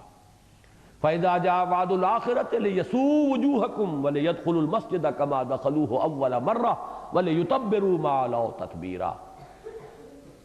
عالم اسلام کے قلب پر اللہ تعالیٰ کے عذاب کے اس دوسرے دور کا آغاز 20ویں صدی کے شروع میں ہو گیا تھا، قلب پر۔ چنانچہ پہلی عالمگیر جنگ کے خاتمے پر جب دنیا کا نیا نقشہ سامنے آیا تو معلوم ہوا کہ عظیم دولت عثمانیہ سمٹ کر ایشیائے کوچک میں محدود ہو کر رہ گئی۔ ترکی کا ایک ملک باقی رہ گیا۔ The great Ottoman empire just vanished from the map of the world. اور شمالی افریقہ سمیت پورا عالم عرب چھوٹے چھوٹے ٹکڑوں میں منقسم ہو کر مختلف یورپی اقوام کے براہ راست زیر نگین ہو گیا، یا بالواسطہ محکومی میں آ گیا، اور ہو بہو وہی کیفیت پیدا ہو گئی جس کی خبر مخبر صادق صلی اللہ علیہ وسلم نے ان الفاظ میں دی تھی کہ ایک زمانہ آئے گا کہ اقوام عالم ایک دوسرے کو تم پر ٹوٹ پڑنے کی اسی طرح دعوت دیں گی جیسے کسی دعوت طعام کا اہتمام کرنے والا دسترخوان چنے جانے پر مہمانوں کو بلایا کرتا ہے۔ یوشک ان تداعی علیکم الامم، ایک وقت آئے گا کہ تم پر دنیا کی قومیں ایک دوسرے کو دعوت دیں گی، آئیے کھانا تناول فرمائیے، دسترخوان یہ لقمہ تر ہے مسلمان قوم، ادھر سے میں نوچتا ہوں ادھر سے آپ نوچیے۔ اس طرح بحیثیت مجموعی امت مسلمہ پر اللہ تعالیٰ کے عذاب کے دور ثانی کی تکمیل اس صدی کے ربع اول میں ہو گئی تھی، جبکہ پورا عالم اسلام مغربی استعمار کے ناپاک شکنجے میں جکڑا گیا۔ اگرچہ خاص امیین کے حق میں وعد الآخرہ کی وہ مکمل صورت کہ لِيَسُوءُ وُجُوهَكُمْ وَلِيَدْخُلُوا الْمَسْجِدَ كَمَا دَخَلُوهُ أَوَّلَ مَرَّةٍ وَلِيُتَبِّرُوا مَا عَلَوْا تَتْبِيرًا کے الفاظ میں بیان ہوئی تھی، تقریباً نصف صدی بعد 1967 میں ظاہر ہوئی، جب اللہ تعالیٰ نے انہیں اپنی ایک مغضوب و ملعون قوم کے ہاتھوں ایک شرمناک اور ذلت آمیز شکست دلوائی، اور عربوں کے عہد تولیت کے دوران ایک بار پھر مسجد اقصیٰ کی حرمت پامال ہوئی، اور بیت المقدس ان کے ہاتھوں سے نکل کر یہود کے قبضے میں چلا گیا، اور اللہ ہی بہتر جانتا ہے کہ اس بار یہ قبضہ کتنا طویل ہوگا۔ 22 years have passed۔ وہ 88 برس تھے پہلا قبضہ، 88 years، 1099 تا 1187، 22 اب بھی ہو گئے ہیں، اور کوئی آثار نہیں، کوئی امکان ہی نظر نہیں آ رہا کسی طرف سے بھی۔ بہت خوشیاں ہم منا رہے ہیں انتفاضہ، بہرحال انتفاضہ میں جو جرت کر رہے ہیں وہاں کے نوجوان بڑی بات ہے، لیکن یہ کہ ان پتھروں سے، ان ڈھیلوں سے ظاہر بات ہے وہ عمارت تو نہیں گرتی، اور عالم اسلام میں وہی انتشار ہے، وہی آپس کا جھگڑا ہے، وہی اختلافات ہیں، کوئی مرکزیت نہیں، کسی کا رخ کسی طرف، کسی کا رخ کسی طرف۔ تو باز یافت جو ہے بیت المقدس کی، ابھی تو آس پاس کوئی اس کے آثار نظر نہیں آ رہے۔ شروع میں تو بڑا جوش و خروش تھا، جلوس نکل رہے ہیں، لوگ دھاڑے مار مار کر رو رہے ہیں، سب کچھ ہو رہا ہے، لیکن یہ کہ ہوتے ہوتے ریکنسائی کر لیا۔ اس داستان کا علم، اس میں ایک نوٹ ہے، وہ ذرا پڑھ لیجئے کہ یہ اللہ تعالیٰ کی عجیب حکمت ہے جس کی طرف میرا ذہن منتقل ہوا ہے کہ بیت المقدس ہی کی حرمت پامال ہوئی 2 مرتبہ یہود کے دور میں، 2 مرتبہ مسلمانوں کے دور میں۔ اللہ تعالیٰ نے اپنے بیت اللہ الحرام جو ہے اسے بچایا ہے ہر دور میں، جس طریقے سے کہ ابرہہ کے لشکر سے بچایا ہے، اسی طرح یہ ہسٹوریکل فیکٹ ہے، یہ تاریخ کا مطالعہ سمجھیے کہ یہ بڑی اہم بات تھی کہ عالم اسلام کا سیاسی مقام، سیاسی مرکز مکہ نہیں بنا، پہلے تو مدینہ بنا حضور کے زمانے میں، اور حضور پھر واپس مکے نہیں گئے، مدینہ ہی میں آپ کا انتقال بھی ہوا، پھر حضرت علی مدینہ سے بھی دور لے گئے کوفے، پھر بنو امیہ کوفے سے بھی اور دور لے گئے دمشق، پھر یہ کہ بنو عباس میں بھی آیا تو بغداد، تو ساری اکھیڑ پچھاڑ وہاں ہوتی رہی ہے۔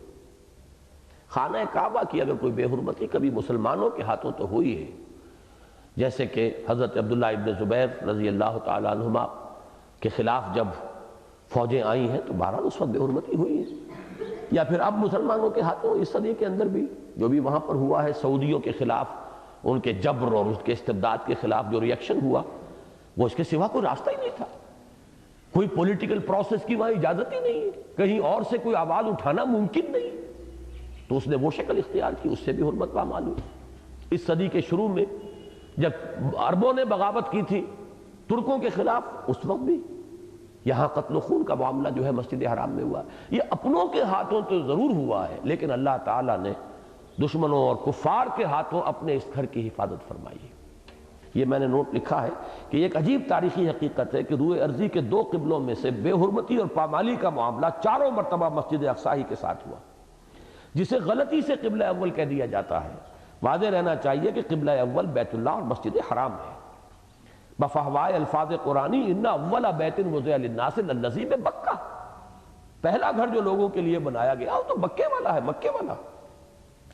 اور اس کے ساتھ اللہ تعالیٰ کا جو خاص معاملہ رہا ہے وہ واقع فیل سے ظاہر ہے، اور راقم کو تو یہی حکمت نظر آتی ہے اس میں کہ مسلمانوں کے سیاسی مرکز کو رفتہ رفتہ اس قبلہ اول سے دور تر کیا جاتا رہا، تاکہ اس امت کو بھی جب عذاب الہی سے واسطہ پڑے تو اس کے ساتھ خانہ کعبہ کی حرمت بھی مجروح نہ ہو۔ چنانچہ خلافت راشدہ ہی کے اواخر میں مرکز عالم اسلام مدینہ منورہ سے کوفہ منتقل ہو گیا، پھر وہاں سے بھی دمشق اور بغداد کی جانب نقل مکانی ہوئی، اور بالآخر انتہائی شمال یعنی قسطنطنیہ کو عالم اسلام کے دارالخلافہ کی حیثیت حاصل ہو گئی۔ اس طرح بیت اللہ کم از کم اغیار و اعداء کے دستبرد سے ہمیشہ محفوظ رہا۔ یہ علیحدہ بات ہے کہ اس کے تقدس پر 2-1 مرتبہ خود ان لوگوں کے ہاتھوں کسی قدر آنچ آئی جو اپنے آپ کو مسلمان کہلواتے ہیں۔ اس داستان کا المناک ترین بات یہ ہے کہ مغربی استعمار نے امت مسلمہ کی وحدت ملی کو پارا پارا کر دیا۔ یہ بہت اہم نقطہ ہے، اسے نوٹ کر لیجئے۔ میں عرض کر چکا ہوں کہ پہلا دور جو تھا، اگرچہ عالم اسلام سیاسی وحدت پھر کبھی نہیں رہا، بنو امیہ کا دور ختم ہوا، 2 سلطنتیں فوراً وجود میں آ گئی، جیسے وہاں اسرائیل اور یہودیہ کی 2 حکومتیں تھیں، اسی طرح یہاں ہسپانیہ کی اموی حکومت اور ادھر بنو عباس کی حکومت، یہ دو تو اسی وقت ہو گئی۔ پھر جب بنو عباس کا زور کم ہوا تو چھوٹے چھوٹے سلطانیٹس جن کو کہتے ہیں، جیسے آپ ہمارے کہتے ہیں Emirates, the United Arab Emirates, بہت سی عمارتیں ہیں، تو سلطان بہت سے سلاطین ہوتے تھے ان کے مختلف، وہ جو ہیں سلطان نور الدین زنگی، یہ گویا کہ وہ خلیفہ تو مانتے تھے بنو عباس ہی کے اس خلیفہ کو جو بغداد میں ہے، لیکن اپنی حکومت ان کی آٹونومس ہوتی تھی، یہ سلاطین تھے، امراء تھے، سلاطین تھے، ان کی حکومتیں تھیں۔ ہندوستان میں حکومت اگر تھی مسلمانوں کی تو خطبہ پڑھا جاتا تھا وہ انہی کا، بنو عباس کا جو خلیفہ ہے اس کا، لیکن ظاہر بات ہے یہاں حکومت تو کرنے والے یا تو وہ بلبن ہے یا قطب الدین ایبک ہے، ان کی حکومت ہے۔ تو یہ مختلف، لیکن ملت کی وحدت، امت کی وحدت برقرار رہی اس صدی کے شروع تک۔ ہر مسلمان پورے عالم اسلام کا یونیورسل سٹیزن تھا، جہاں چاہے چلا جائے، کہیں کوئی پاسپورٹ نہیں مانگے گا، کہیں کوئی ویزا طلب نہیں کرے گا، کہیں سن آف دی سوائل کیا جو ہے بیریئر محسوس نہیں کرے گا کہ میں تو اس مٹی کا باسی نہیں ہوں، یہاں سے نہیں پیدا ہوا ہوں تو میرے لیے ترقی کے راستے بند ہیں۔ کوئی آتا تھا کہاں سے، موراکو سے چل کر، مغرب سے چل کر، ایک سیاح کی حیثیت سے، اور ہندوستان میں وزیر بن جاتا تھا، اس سے کوئی نہیں پوچھتا تھا you are not the son of the soil, who are you. یہ ختم ہوا اس صدی میں۔ مغربی استعمار کا جو ہم پر سب سے بڑا وار ہوا ہے وہ یہ ہے، یہ وار دلوں تک گیا ہے۔ جسم کے وار مندمل ہو جاتے ہیں، یہ جو کہا گیا زخم مندمل ہو جاتے ہیں، لیکن دل کے گھاؤ کبھی مندمل نہیں ہوتے۔ یہ جو تقسیم ہوئی ہے، الشام للشامیین والمصر للمصریین، عالم عرب بھی منقسم ہو گیا، مصری علیحدہ ہے، شامی علیحدہ، مختلف اقوام ہیں۔ کم سے کم یہ کہ جو عرب نیشنلزم آیا تھا اس نے عربوں کو یونائٹ کرنے کی کوشش کی تھی۔ چھوٹی چھوٹی جو قومیتیں عربوں کے اندر پیدا ہو گئی تھی، ان سے بالا تر ایک عرب نیشنلزم جو ہے اس کا کانسیپٹ دیا گیا تھا، تاکہ اس استعمار کے خلاف وہ کھڑے ہو سکیں متحد ہو کر اس ویسٹرن امپیریلزم کا مقابلہ کرنے کے لیے۔ بہرحال وہ عرب نیشنلزم بھی اسلام کی روح سے تو وہ بھی غلط ہے، لیکن یہ کہ اس سے بھی نیچے بات پہنچی ہوئی ہے، جیسے آج ہمارے ہاں نیچے بات پہنچ گئی ہے۔ اب تو سندھی نیشنلزم، مہاجر نیشنلزم، اب پنجابی نیشنلزم، سرائکی نیشنلزم، نہ معلوم کتنے نیشنلزم ہیں۔ یہ در حقیقت وہ زہر ہے جو سب سے پہلے اس صدی میں ویسٹرن امپیریلزم نے انجیکٹ کیا ہے عالم عرب میں، اور اس کے جو سمی اثرات ہیں، زہریلے اثرات، وہ چل رہے ہیں، بڑھ رہے ہیں۔ وہ تو یوں سمجھیے کہ برانچنگ جیسے ایک درخت کی شاخ در شاخ تقسیم ہوتی چلی جاتی ہے، ابھی وہ ہمارے ہاں نیشنلٹیز کا کانسیپٹ وہ بڑی تیزی کے ساتھ بڑھ رہا ہے۔ اس داستان کا المناک ترین بات یہ ہے کہ مغربی استعمار نے امت مسلمہ کی وحدت ملی کو پارا پارا کر دیا، اور اس صدی کے آغاز ہی میں نسلی اور علاقائی عصبیتوں کے وہ بیج مسلمان اقوام کے دلوں میں بو دیے جو ابھی تک برگوبار لا رہے ہیں۔ چنانچہ پہلے انہوں نے عربوں کو ترکوں کے خلاف ابھارا، نتیجتاً عالم اسلام کا قلب دو لخت ہو گیا، اور وحدت ملی کے علامتی ادارے، سمبل یعنی خلافت کا بھی خاتمہ ہو گیا۔ پھر عالم عرب کو چھوٹے چھوٹے ٹکڑوں میں اس طرح تقسیم کیا کہ نسلی اور لسانی اشتراک کے باوجود عالم عرب کا کامل اتحاد کا امکان تاحال دور دور تک نظر نہیں آتا۔ اسی نسلی تعصب کے نتیجے میں اللہ تعالیٰ کے اس عذاب کا مزہ بھی امت مسلمہ کو چکھنا پڑا، جو قرآن مجید میں ان الفاظ میں بیان ہوا ہے، او یلبسکم شیعا ویذیق بعضکم بعض بعض۔ تیسری شکل اللہ کے عذاب کی یہ ہے کہ تمہیں گروہوں اور طبقوں میں تقسیم کر دے اور آپس میں ٹکرا دے، ایک دوسرے کی طاقت کا مزہ ایک دوسرے کو چکھائے۔ پہلا عذاب کی شکل یہ آسمان سے کوئی عذاب نازل ہو، دوسرا یہ کہ زمین کے اندر سے ابل کر نکلے۔ قل هو القادر ان يبعث عليكم عذابا من فوقكم او من تحت ارجلكم، یہ دو شکلیں ہیں، اور تیسرا او يلبسكم شيعا ويذيق بعضكم بعض بعض، سورہ انعام آیت نمبر 65۔ یعنی تمہیں گروہوں میں تقسیم کر دے اور پھر چکھائے ایک کو دوسرے کی جنگی قوت کا مزہ۔ چنانچہ اس صدی کے آغاز میں عربوں کے ہاتھوں ترکوں کا خون بہا، اور پھر سن 71 میں بنگالی مسلمان کے ہاتھوں غیر بنگالی مسلمان کے خون کی ہولی اور جان و مال اور عزت و آبرو کی دھجیاں بکھیرنے کا منظر چشم فلک نے دیکھا۔ فاعتبروا یا اولی الابصار۔ بہرحال یہ ہے وہ آپٹیمزم جس میں میں نے ترمیم کی ہے۔ آخری جو نوٹ ہے، جہاں سے بات شروع ہوئی تھی وہاں پہنچی ہے۔ بہرحال ہمارے نزدیک امیین کے لیے سن 67 کی ذلت، آخرین کے ایک اہم حصے کے لیے سن 71 کی رسوائی کو امت مسلمہ کے زوال و انحطاط کی آخری حد کی حیثیت حاصل ہے۔ اور اگرچہ وَإِنْ عُدْتُمْ عُدْنَا، یہ میں نے اس وقت بھی لکھ دیا تھا کہ یہ وعید اب بھی برقرار ہے اللہ کی جو اس وقت کی گئی تھی، یہود سے کہا گیا تھا عَسَىٰ رَبُّكُمْ أَن يَرْحَمَكُمْ وَإِنْ عُدْتُمْ عُدْنَا، اب اس آیت کی طرف حوالہ ہو رہا ہے۔ اگرچہ وَإِنْ عُدْتُمْ عُدْنَا کی مستقل وعید اب بھی موجود ہے، تاہم کیا عجب کہ اب عَسَىٰ رَبُّكُمْ أَن يَرْحَمَكُمْ ہی کی شان کا ظہور ہو، اور کلنک کا کوئی اور ٹیکہ امت محمد علیہ صاحب الصلاۃ والسلام کی پیشانی پر نہ لگے، اگرچہ اس کا تمام تر دار و مدار امت کی اپنی اصلاح پر ہے۔ بقول جگر مراد آبادی مرحوم، چمن کے مالی اگر بنا لے موافق اپنا اشعار، اب بھی چمن میں آ سکتی ہے پلٹ کر چمن سے روٹھی بہار، اب بھی اگرچہ 15 برس کے بعد بھی ابھی اس روٹھی بہار کے واپس آنے کے کوئی آثار نظر نہیں آ رہے، اس لیے کہ ہم نے اپنے طور نہیں بدلے، اطوار نہیں بدلے، اپنی دلچسپیاں تبدیل نہیں کی، قوم بحیثیت مجموعی اسی رخ پر جا رہی ہے، کوئی بنیادی تغیر جو ہے کسی بھی رخ سے نہیں آیا۔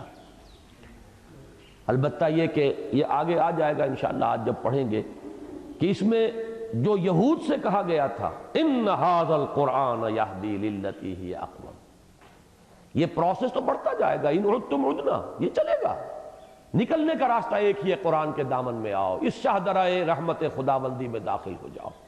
اس کے لیے وہ مساعی، وہ محنتیں جو ہم کر رہے ہیں، اس کا اپنا ایک سلسلہ ہے لمبا، جس کو کہ ہمیں انشاءاللہ کل مطالعہ کرنا ہے کہ وہ شاہ ولی اللہ دہلوی سے شروع ہو کر کہاں تک پہنچا ہے، ہماری اس میں کیا مساعی ہے، یہ ہمارے کل کا مطالعہ ہے۔